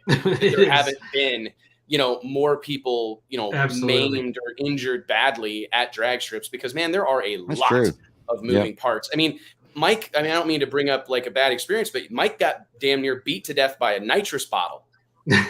Remember that? that was my own doing. But yeah, still, anything can happen at a drag strip. Your own doing really or not. I mean, it's just this stuff is dangerous. The things break, things fail. I can't count. I remember one time a guy was testing his trans brake in the pits of a racetrack in the Midwest. Actually, it was one of our kind of a homegrown event or whatever. And my buddy, we were standing in the pits, and the next minute, like we hear a car like go up on the converter, like, and then we see like we hear a kaboom, and my buddy's truck move towards us, and we're like, whoa, and we kind of jump out of the way. Well, this dude was testing the trans brake on his altered, and like clearly, it wasn't working, or it worked. And he like launches forward and wedges the drags this altered under the bedside of my buddy's truck, and like pushes it forward, almost hits us, destroys the bedside of my buddy's truck. And it's like, dude, we were done racing. We were trying to load up. Right. The day was over for us. It's still things flying at us. It was a turbo a compressor wheel that went through a motorhome. I think this past weekend, or was it 2 weekends ago at some race? I forget where it was. Yeah, there's this. Remember, Jason Scruggs' father, Mitchell Scruggs, got hit in the chest. I was there for this event. Very scary. What was that? A collector spring? Or... No, it was an oil pump shaft. Oil pump shaft. And it went through into his chest like a bullet. Damn near hit him in the heart. Could have killed him. Yeah. Anyway. And I tell you what, a little public service announcement. I advise do not stand behind cars when they're doing burnouts. I try that's holy hell to get off to the sides of the track. And Dave is in the chats right here talking about what was his name? Mike. Gosh dang it. That got killed by a nitrous bottle valve coming off. That was at ADRL in the compressor wheel was No Mercy. You're talking about Mike, Terry Murphy's guy, Terry Murphy's partner guy, and gosh, this is gonna that was a super scary deal. We were parked 2 trailers down from them. I heard that thing go off, saw that nitrous bottle fly into the air like flying through the sky. Fly through the sky, and we were like, what in the hell just happened? And it was the worst. And the valve had went through someone. Yeah, I mean, he dropped it. He dropped it was one of those new trick high flow valves, and he dropped the bottle, I think is what the story was or something, and it opened and just shot right back up into him, and just an awful deal. I mean, my deal was heating a nitrous bottle in an emergency situation, a bottle that was already warm, and I was trying to reheat it, and I didn't hook the gauge up to it because I was in a hurry. We were actually in the staging lanes. I ran back to the pits to try to heat this bottle really quick and get the pressure up by actually putting more nitrous in it. And big mistake, and it blew the pop-off valve out and just took off and literally beat every corner of our trailer while hooked to a line in 2 seconds. Thank God it was hooked to a line. No, they broke the line and flew around. Did it break it? Yeah, flew around the entire trailer and out the trailer door and under like 12 other trailers. Somebody like 12 trailers down came down and said a nitrous bottle just flew through our pits. Yeah, it beat me up pretty bad. Luckily I survived that one. Good thing you're so skinny. ADRL. That was ADRL Bradford 2008, I believe it was. I was there. That was a good one. Yeah. That was the year that everybody was barrel rolling in the shutdown. Do you remember that? Oh, dude, that was everybody's trying to make that short shutdown and make the turn. And I bet like a half dozen cars barrel rolled that weekend, maybe more than that. That was a scary weekend, man. It's man. You look back and you just everyone talks about this no prep deal, but at all stages of racing, you're doing things that are unproven, and that 10 years later you're gonna look back on and go, "What in the hell was I doing?" Or we're so much better now, or whatever. They're learning more, though. I mean, like Crossnow was saying, that they're prepping the shutdowns now and stuff. And I don't know if they were doing that at the very first. It seems like there's not as many wrecks now as there was, right? No, I don't think so. And no, I mean, I think it's come a long way. I mean, it's like anything. They've refined it. There's wrecks at all in drag racing across the board. You're going to have wrecks. It's just inevitable. You're pushing the limits on these cars. You're doing some. I mean, that's the thrill of it, right? What is this question, guys? That is part of the throw. Answer a question about Justin Swanstrom running Pro Mod. I know nothing. I think they're surely just talking about him entering what are we talking prenup. About? That Mark Miller. There's been multiple questions. He's going to run. He's going to run the Snowbirds. Yeah, Snowbirds. Yeah. And I think it's some kind of grudge deal, right? Isn't he going for a big grudge side bet deal? We'd call him. I'm not probably sure. A salad somewhere. A cedar salad. He's eating a cedar salad somewhere. Not a maple salad, not an oak salad, a cedar salad. He's off somewhere eating cedar salads. But I do think that I don't think it's the same car. Like, I don't think there's any, like, he's not making some crazy move to a different car. No, I don't think he is. Not or anything like that. I mean, he might go run a couple, but like he's all in on this. Oh yeah.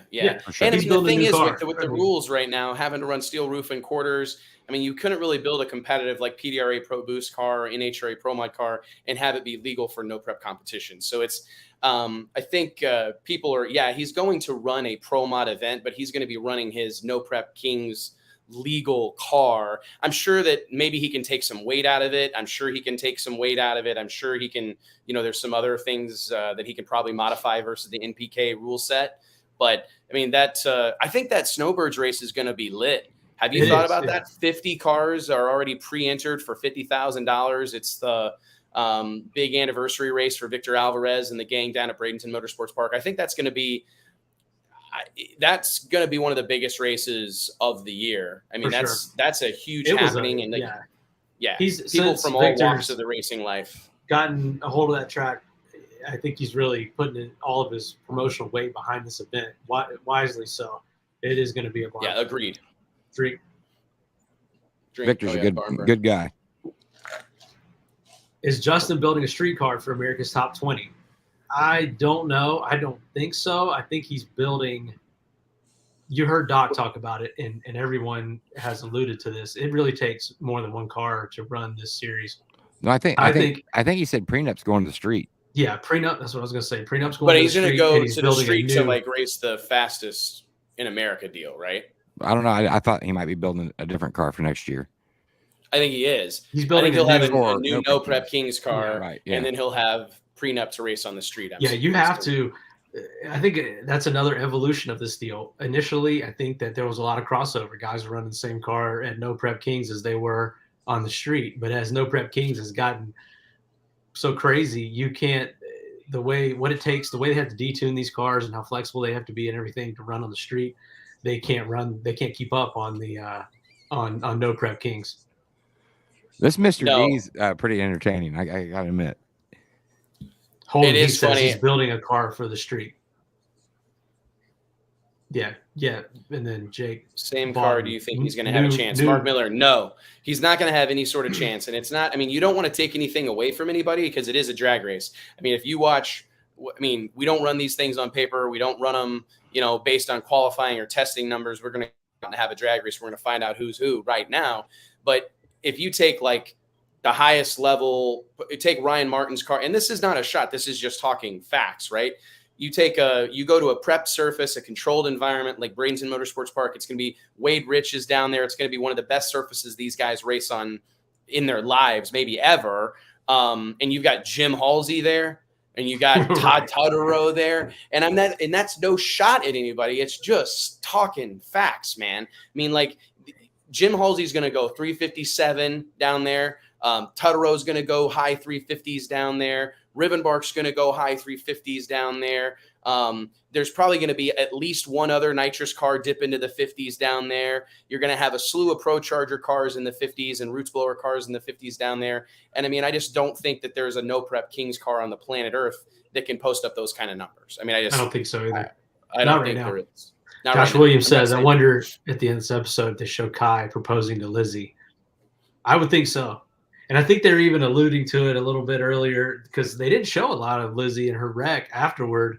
And Kai was saying that Lizzie's at the hospital. Kind of brushed over that. So, and that she would be back later. I think they're going to show her come back. So, are we going to have a spinoff Kai and Lizzie's wedding? Yeah, a lot of these reality shows do it, right? Yeah. Well, they'd probably just go like hunting or something. Yeah, or get married. Brian Shaw says, let's bet on 357. I'm just saying there will be. I venture to say Halsey goes in the 50s down there again. And I'd say there will be one other, maybe two other nitrous cars go in the 50s down there that weekend. I think the performance is there. And if the conditions are like they have been historically, you're well below sea level that time of year, the track's on kill. I think you're going to have a whole bunch of, man, if the qualifying, I don't know the format typically off the top of my head, Mike. What's the format typically for like snowbirds? Is that like 2 on Friday, 2 on Saturday, race on Sunday? Or is that race on Saturday night type of deal? No, it's a race on Sunday. And I almost think that they start qualifying on Thursday.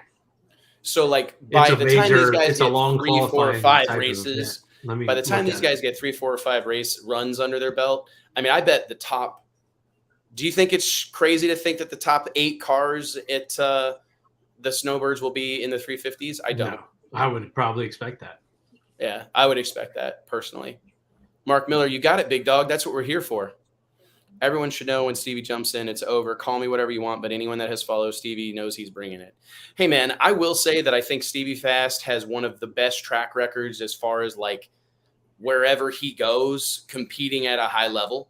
You know what I mean? I don't think that's not like I imagine Stevie Fast, if he showed up at a No Prep Kings race within 2-3 races, he's a hitter. That's my opinion.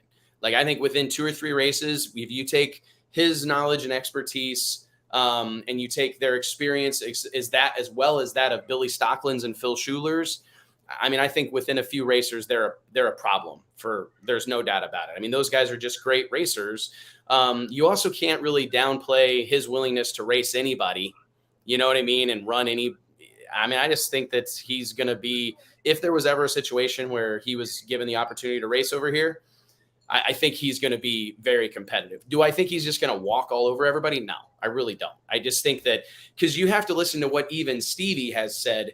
One of my favorite quotes was actually from Stevie's kind of partner in crime, Phil Schuler, who serves, who's been a high-level crew chief in Top Fuel drag racing, as well as the current crew chief for Jim Whiteley's Pro Mod, NHRA Pro Mod and Midwest Pro Mod Series, Outlaw Pro Mod.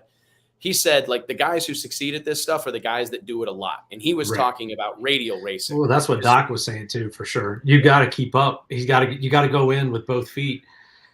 I mean, Doc was right. Having a successful, I don't think you can dabble. Having a successful business is a hindrance when you're trying to go out here and race these guys who their successful business is racing. Right. You're handicapped. Hey, Snowbirds, Wednesday and Thursday testing.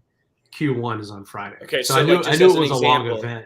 So just as an example, by the time qualifying rolls around, Jim Halsey's made 3-4 runs. Right.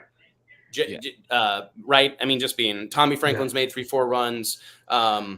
All the hitters in the country, Todd Tutterow, Keith Stedding or Ken Stedding, all those guys have made 3-4 runs. So I don't know. I think it'll be bad fast. And I don't see any way that like a legal NPK car could be in that 2 to 3 races holding the cars what I'm saying. I think within completely. 2 or 3 events, I think that Stevie Fast Jackson is competitive in no prep competition. Learning curve, but that team is the team. That's what I'm saying, man.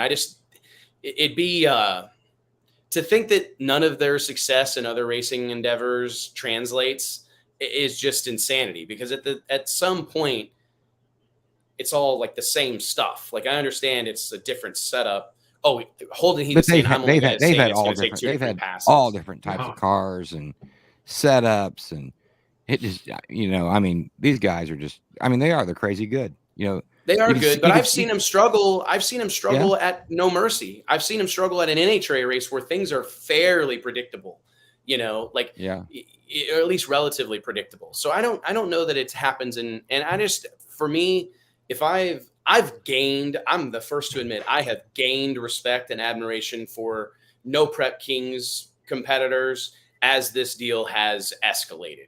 It's not, I appreciated what they were doing for our sport, and I appreciated what this represented, an opportunity for growth. I thought it was fantastic that it was on TV. I thought it was fantastic that tracks could have this event and sell a bunch of tickets. I mean, there was no downside to it, in my opinion, whatsoever. But I did believe that there was a pretty stark comparison, or a stark difference between the level of competition that was going on in like season 1 or season 2. Absolutely. And what we're seeing here in season 3 and season 4, really high level race teams. I mean, this thing has escalated rapidly, man. It's getting real pro-modi up in here, but it's getting real pro-modi. What the thing I've noticed in all of these, the audience in the comments, they always want to see someone new. Is so-and-so going to go racing? Is so-and-so going to go no prep? Swanstrom's racing no prep. They want to see, is he going pro mod?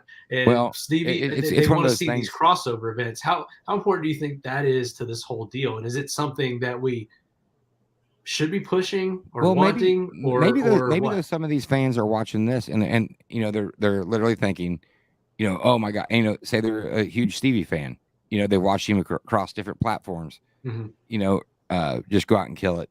And they're thinking, man, I'd love to see Stevie on the show. I mean, really, I think that's a lot of it, don't you think? Yeah.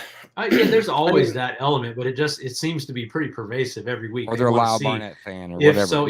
If so-and-so was racing this, it would be XYZ, or, so-and-so should would come race this series. It seems like the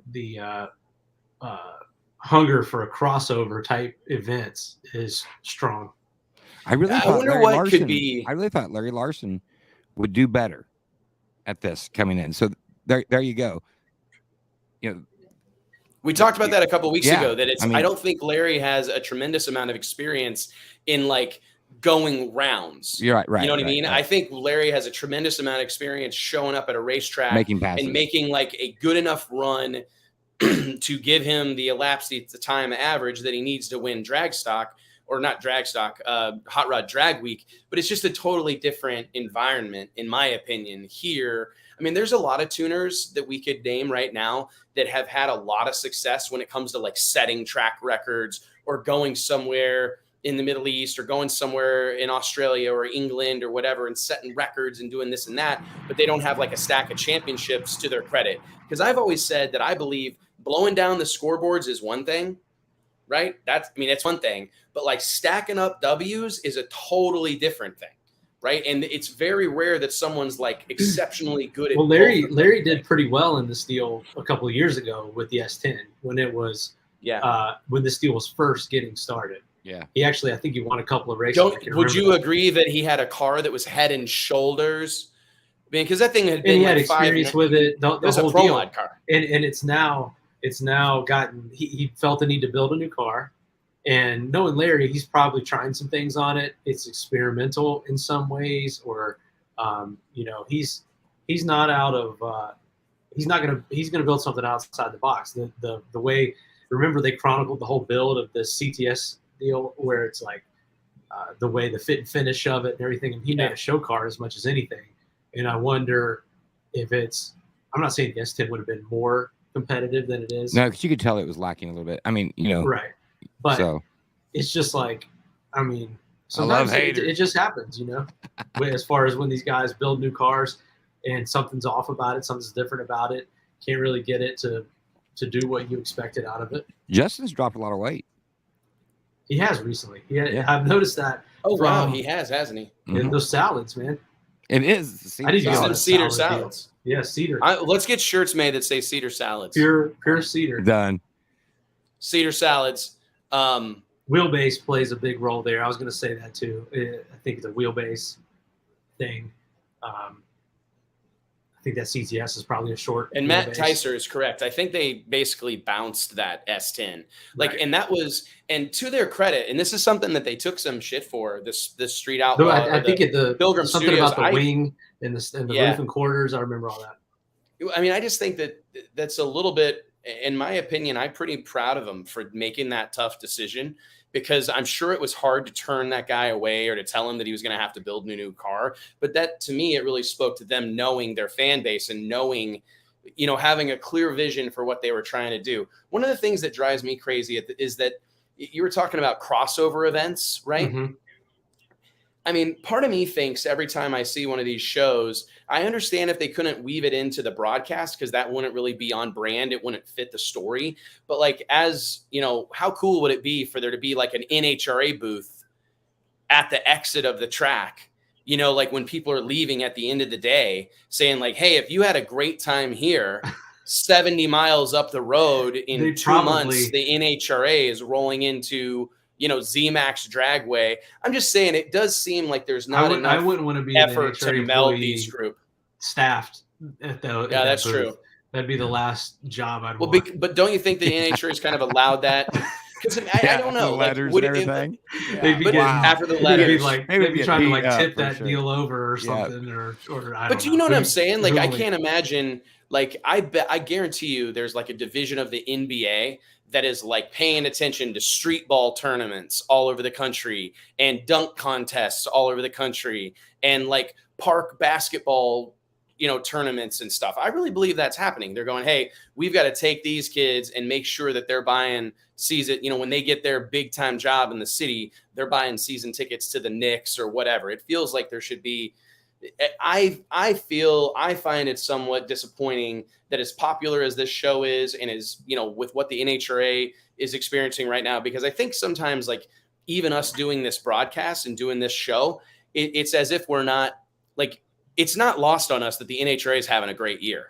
You know what I mean? Like the NHRA is selling out tracks. They had a huge turnout in Las Vegas. They had a huge turnout at the Texas Motorplex. I mean, they've had multiple sellout crowds this year. Television ratings are on the rise. Like things are good for everybody involved in the sport of drag racing, to the best of my knowledge, you know, but I just kind of, I wish there was a little bit of an effort. This seems to me like No Prep Kings, Street Outlaws. This seems to be how like the first line of offense or whatever to bring new people to our sport. If they like this, maybe they would like a little bit more, you know, even higher level of competition. Maybe they won't. Yeah. I mean, don't get me wrong. There's plenty of people that say, you know what? I went to a No Prep Kings event, went to an NHRA race. Not my cup of tea. We talked about it though. They can they can relate to these people. I think, you know, like I really do. I think that's part of it. You know, I think that's why radio racing was so popular for so long. You know, I think that.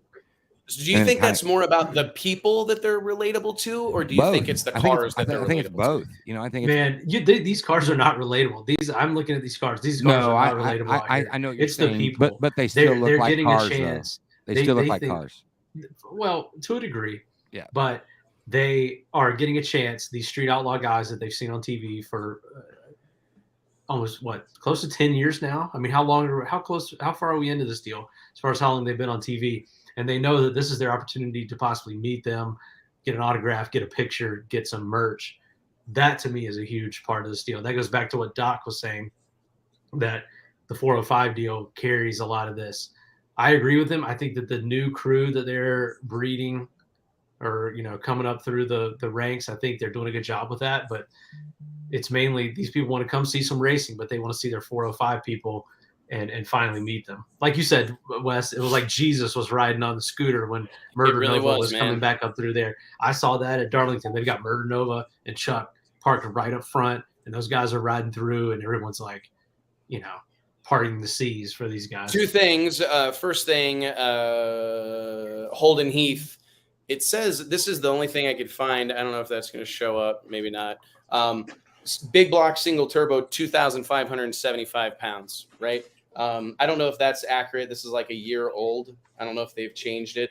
But anyways, that's the best I could find with Googling while we're live. But I do think it's interesting because like watching the NHRA broadcast yesterday, I think let's just say it goes without saying that Top Fuel dragsters and funny cars, for instance, aren't very relatable. They hardly look like cars, more like spaceships, you know, than anything else, I would say. I mean, they're cars, they have four wheels and they roll, but I mean, you know, they're far cry from like a showroom stock vehicle. So I wonder in these moments when you're talking about JT, like the relatability, I wonder sometimes, is it really about the person? Is it about the cars, the machines, or is it about the people? Because I would argue that even NHRA people, by and large, are kind of hard to relate to. Not all the time, but it's like prim and proper, exceptionally well-spoken, name dropping all the sponsors, never a crossword, never a sign of emotion. It's very mechanical.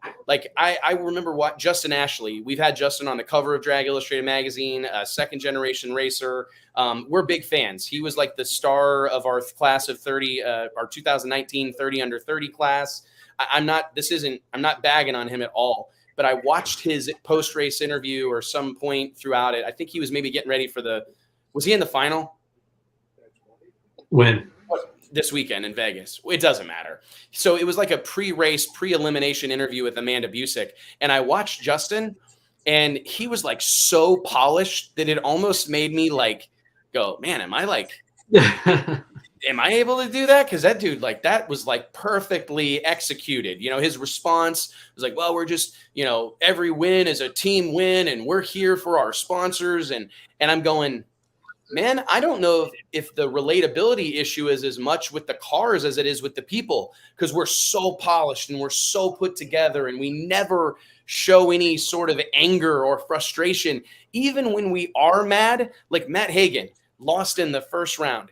I got to give a huge amount of respect to all these racers that are being okay with having a microphone and a camera shoved in their face after like a massively frustrating first round loss.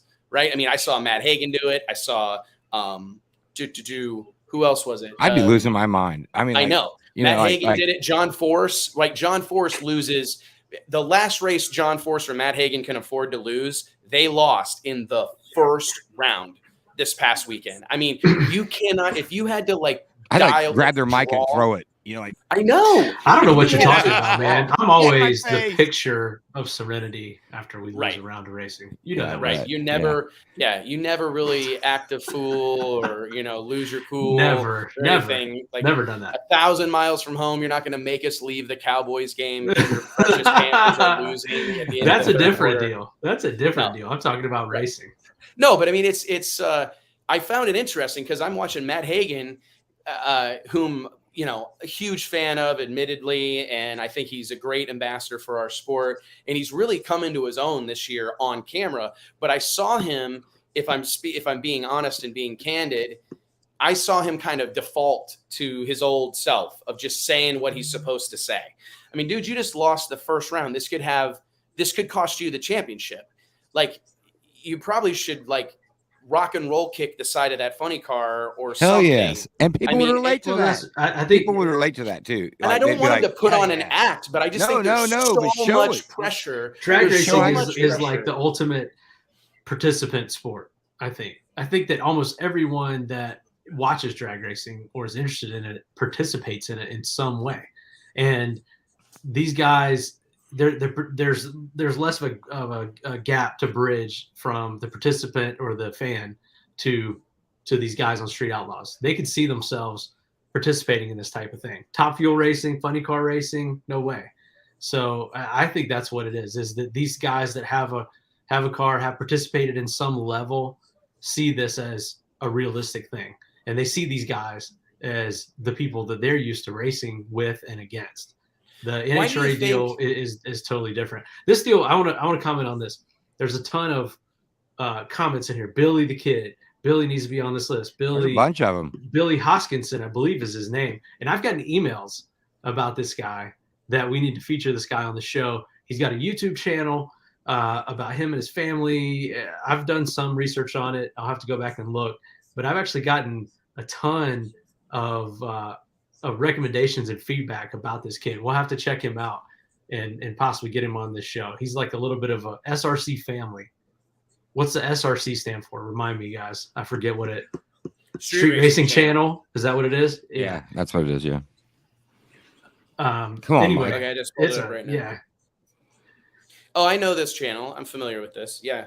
Well, but don't you think though that like people watch, you watch the NHRA broadcast, and I felt like, and this again, I'm not trying to get anybody upset but I'm doing it right now. You know what I mean? And this is an interesting thing. Like, our community is so small, right? At times that we're all afraid of pissing somebody off with what we say, right? I mean, we're all welcome to this show. Welcome to my life 2 times a week on this deal. Right. But I mean, everybody's afraid of saying something that someone might not.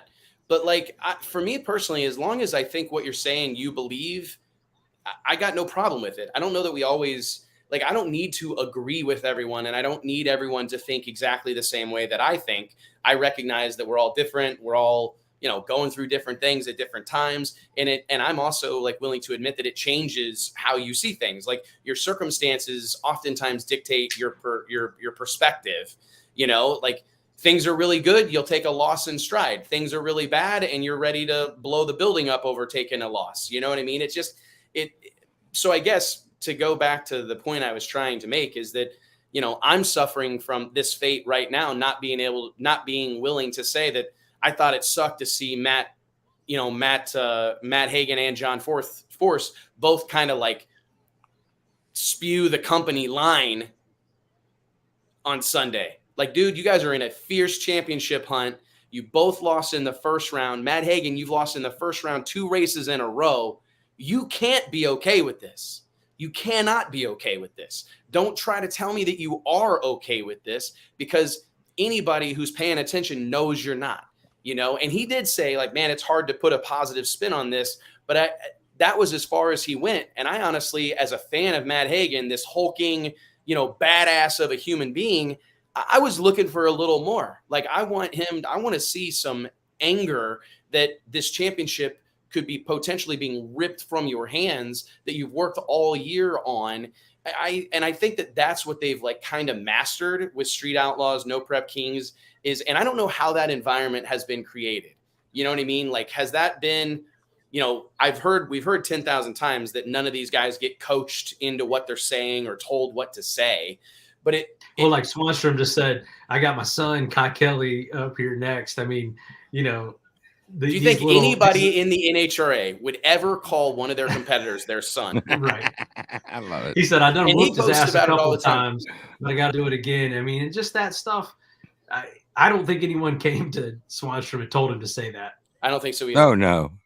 That's my point is, so I feel like these guys, and if you look through like the history books of drag racing, the guys who have been willing to consistently put themselves out there are the ones that have the huge fan followings, right? I mean, people love Warren Johnson, not because he was like this super clean cut by the book guy. By almost all accounts, he was like a super asshole.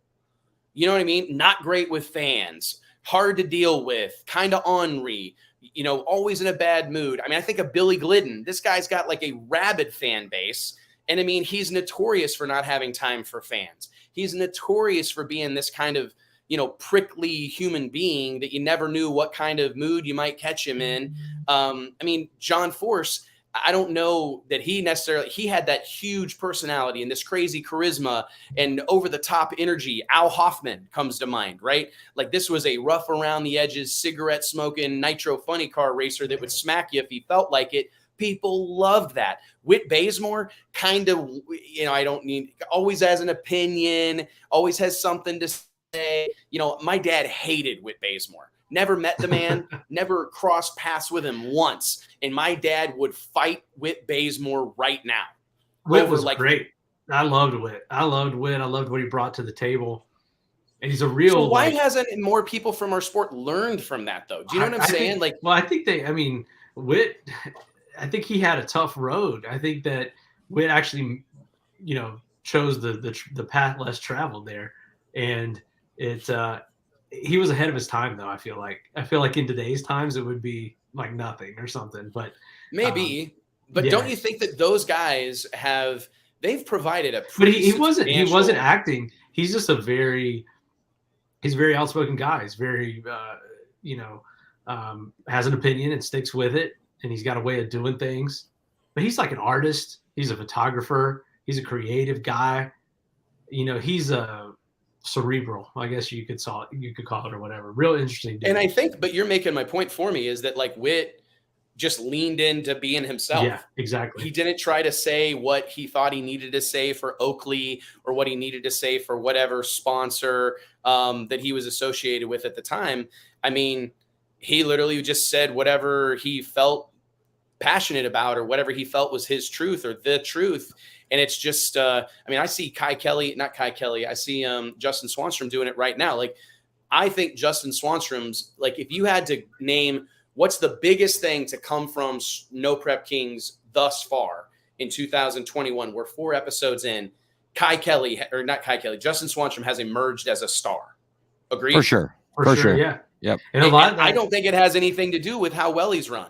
Well, that's helped. He's ran well, but he's a character that, and man, TV needs characters. If you're going to be boring, they don't want you on there. Doc alluded to it earlier, and he plays the part. And if he's the bad guy, so be it, but he's going to go in there and say, I mean, Justin's always been that way though, really. The Swanstroms, I mean, they're going to come in and say how they feel. You ain't going to do them wrong. It's interesting, man. They're going to call you out. There's a lot of layers to this, because I'm also, as we're fleshing this out, it has a lot to do with your path. What we got going on here? Got Lizzie and Kai. She just came back. He's up in his feels. She's up in her feels. Rough day at the racetrack. Oh, man. Tonight's the night. I feel it, Kai. Tonight's the night. No, but I can't remember what we were talking about. JT, what were we talking about? Oh, no. The pathway to where you are has a lot to do with it. Like, Stevie Jackson hasn't abandoned what's worked well for him, right? Because all that trash talking and quick-wittedness, that's what got him here, right? That was his ticket to the dance. That's how he stood out amongst the crowd. I think Justin Swanstrom, very similar. I mean, before Justin was Little Country and before he was kind of a name on the Grudge No Time scene or showing up down at Donald Bong's big radial races, I mean, he was making a name for himself by being this brash, outspoken young racer that would, just as soon fight as drag race. That was becoming something that they were very well known for. But if you look at some of the people, in the NHRA ranks, their path hasn't been quite like that. You know what I mean? Like, they've maybe graduated up the ranks competitive wise or from different levels of competition. But when the time came, they just stroked a bigger check, you know what I mean? Or brought more money to get to the next level. So I don't know. I don't think they haven't had to. Does that make sense? They haven't had to make themselves stand out because their, perhaps their financial status, their sponsorship, connections has allowed them to ignore that. It's funny. I actually talked to a guy the other day. Really interesting story. Let's watch this race. Is this the final? Robin Roberts, recent guest on the Wes Buck show, going head-to-head with Kai Kelly. Turbo versus Nitrous. Nitrous versus Turbo. Camaro versus Firebird. Looks like Robin by a couple, maybe a full car length. Lizzie's bummed. Oh, I'm behind it now, I guess. Look at Justin Swanstrom just cheering for his teammate big time. Lizzie's devastated. Courtney Paulshock there in the middle, official No Prep Kings photographer. Ooh, it's dark down there on that return road, eh? Oh, it is. Yep. Did Robin? I knew the light was good. I looked over and Kai was stretching out, grabbed onto the scramble button, and we rocked. That is awesome. That's something else that you don't get people talking about, that saying pours a bunch of boost to it, takes some more timing out, hits the scramble switch, hits that no. Robin Roberts looked like he played tight end in the NFL or something. Like this dude. Dude, he's jacked. Yeah. He's huge, like 6'6", 250. Somebody told me that maybe the Sledgehammer told me that he might be running for mayor or something. Or something. You know what? He's kind of I think he's got mayor written all over him. Yeah. He texted me after this. I hadn't met him, and he's like, we got to get together and get on the show sometime. I was super happy for him, man. He sent me, this is honestly, I admit, I wasn't super familiar with who this guy was. And he sent me some pictures of his car and stuff. And I'm like, holy shit, this guy's got a high level operation. This is not like some pieced together deal in Grandpa's garage. You have to at this point. Yeah, it was. I was really impressed. And it's been cool. He's another guy that's rose to prominence this year. Oh, here we go. Look at this. Here we go. This is after the race. Here we go. JT, will you marry me? No, you married my sister, bro. Oh, yeah, sorry. Close as he could get. I'm locked up, bro. It's locked up over here. Oh, he had the mic? He did a proposal via the PA? He's one up in the whole racing community. Normally, you get Alan Reinhart doing the play-by-play on your proposal. Attention in the pits. We've got a marriage proposal going on here. Look, I think Lizzie's mom knows what's coming. All right. She sees it coming.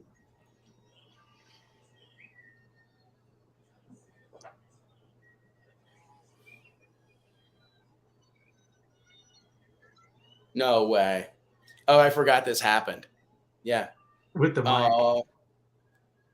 She was so sad. Now she's so happy.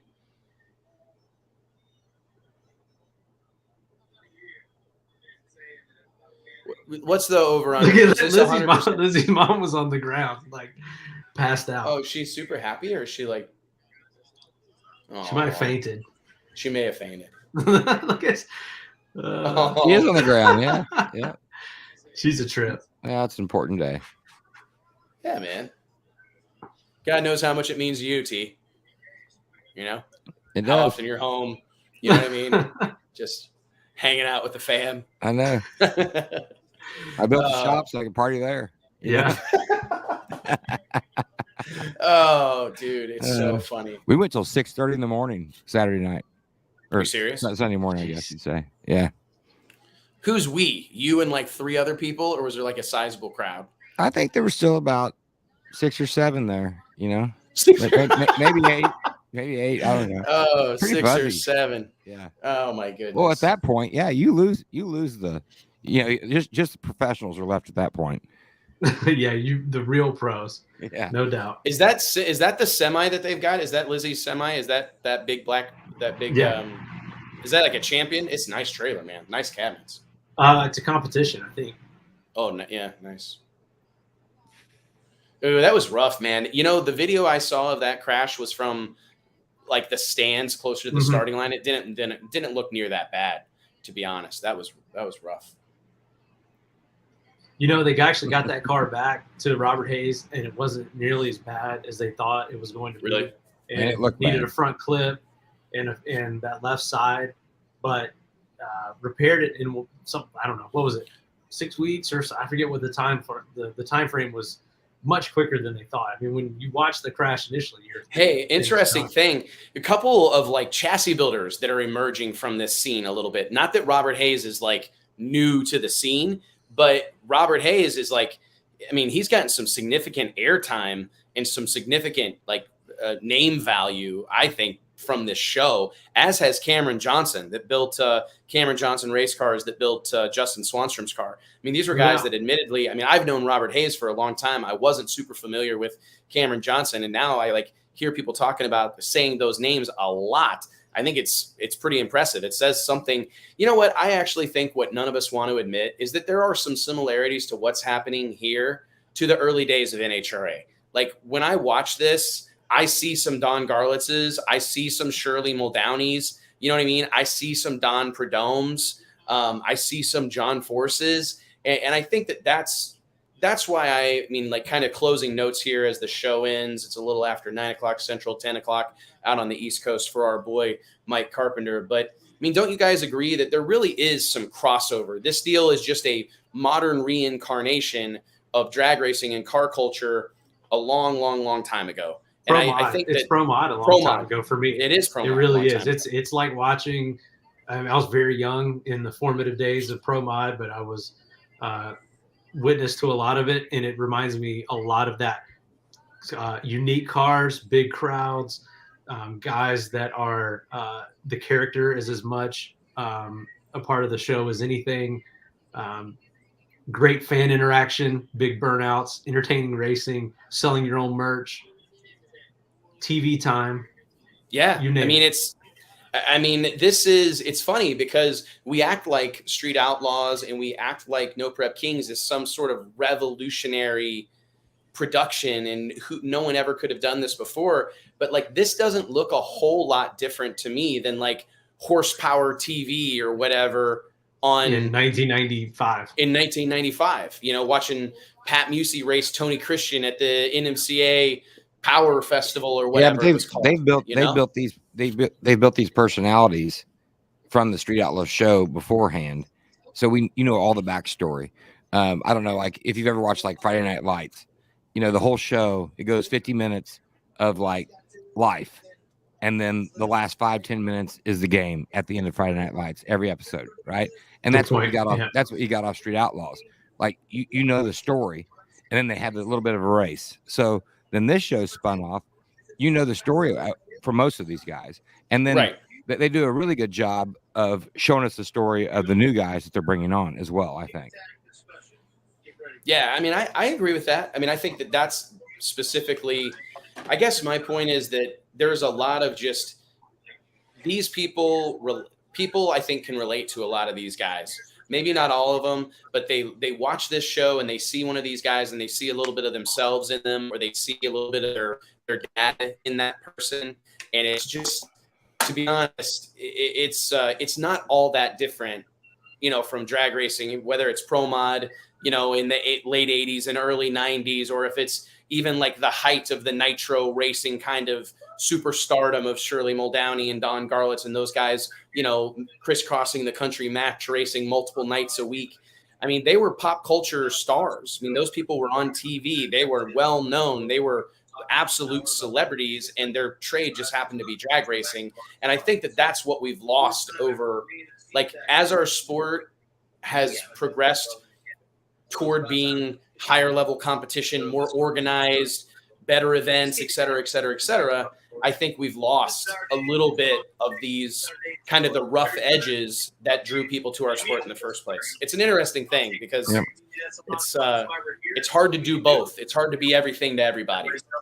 I think the fact that these guys are your average guys, working men. I mean, we heard Doc saying something that runs contrary to that, but to me, then the reason why I say pro mod is these guys remind me of pro mod racers, but like a Shirley Muldowney, Don Garlitz, they're professional drag racers since that deal jumped off. Don Perdome, these guys. But I think being a professional drag racer back then was still way more white T-shirt, black, blue, black jeans. It was it wasn't a clean career path, but they didn't go back and run a service station or something. I mean, they maybe did some things that very early on, but once it got going, then they were professional drag racers.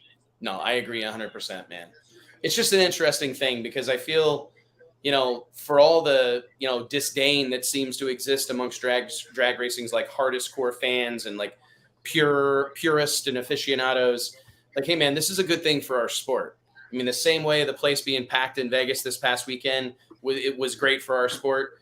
Watching these guys do burnouts and hang out in the pits of Darlington Dragway, the legendary Darlington Dragway. Like, if this gets 100 people to show up at Darlington in the next month or next year, it's a victory, It's a good thing for the sport. Well, guys, thank you so much. Another episode of No Prep Kings Season 4 comes to a close. This has been a really, really, really fun experiment. I want to just give a shout out to everybody. Kevin Fisher, Mr. D, Michael Henson in here, Poker Mike. I saw who else? I mean, there was a bunch of Bruce Barth, Luke Stevenson from over in the UK. I also saw Brian Shaw. Huge shout out, Clifford Hurd. Just incredible to have a group of people join us to watch this. And we've said it a lot, but we mean it every time we say it. Your engagement, your correspondence with us, that's the difference. We hang out and talk about drag racing a lot, but interjecting your commentary and your feedback, it changes it totally. So thank you guys from the bottom of our hearts for being a part of it. Remember, we do this every Monday night. We've got about 10 weeks to go. I think we counted earlier today. So we got 10 more Monday nights with you. And of course, the Wes Buck Show every Wednesday afternoon, 2 p.m. Central Standard Time, joined every week by Mike Carpenter and Murder Tundra. We hope to see you soon. Thank you guys. Subscribe to the YouTube channel, follow us on social media, and we'll see you in a couple of days. Appreciate it. See you guys. See ya.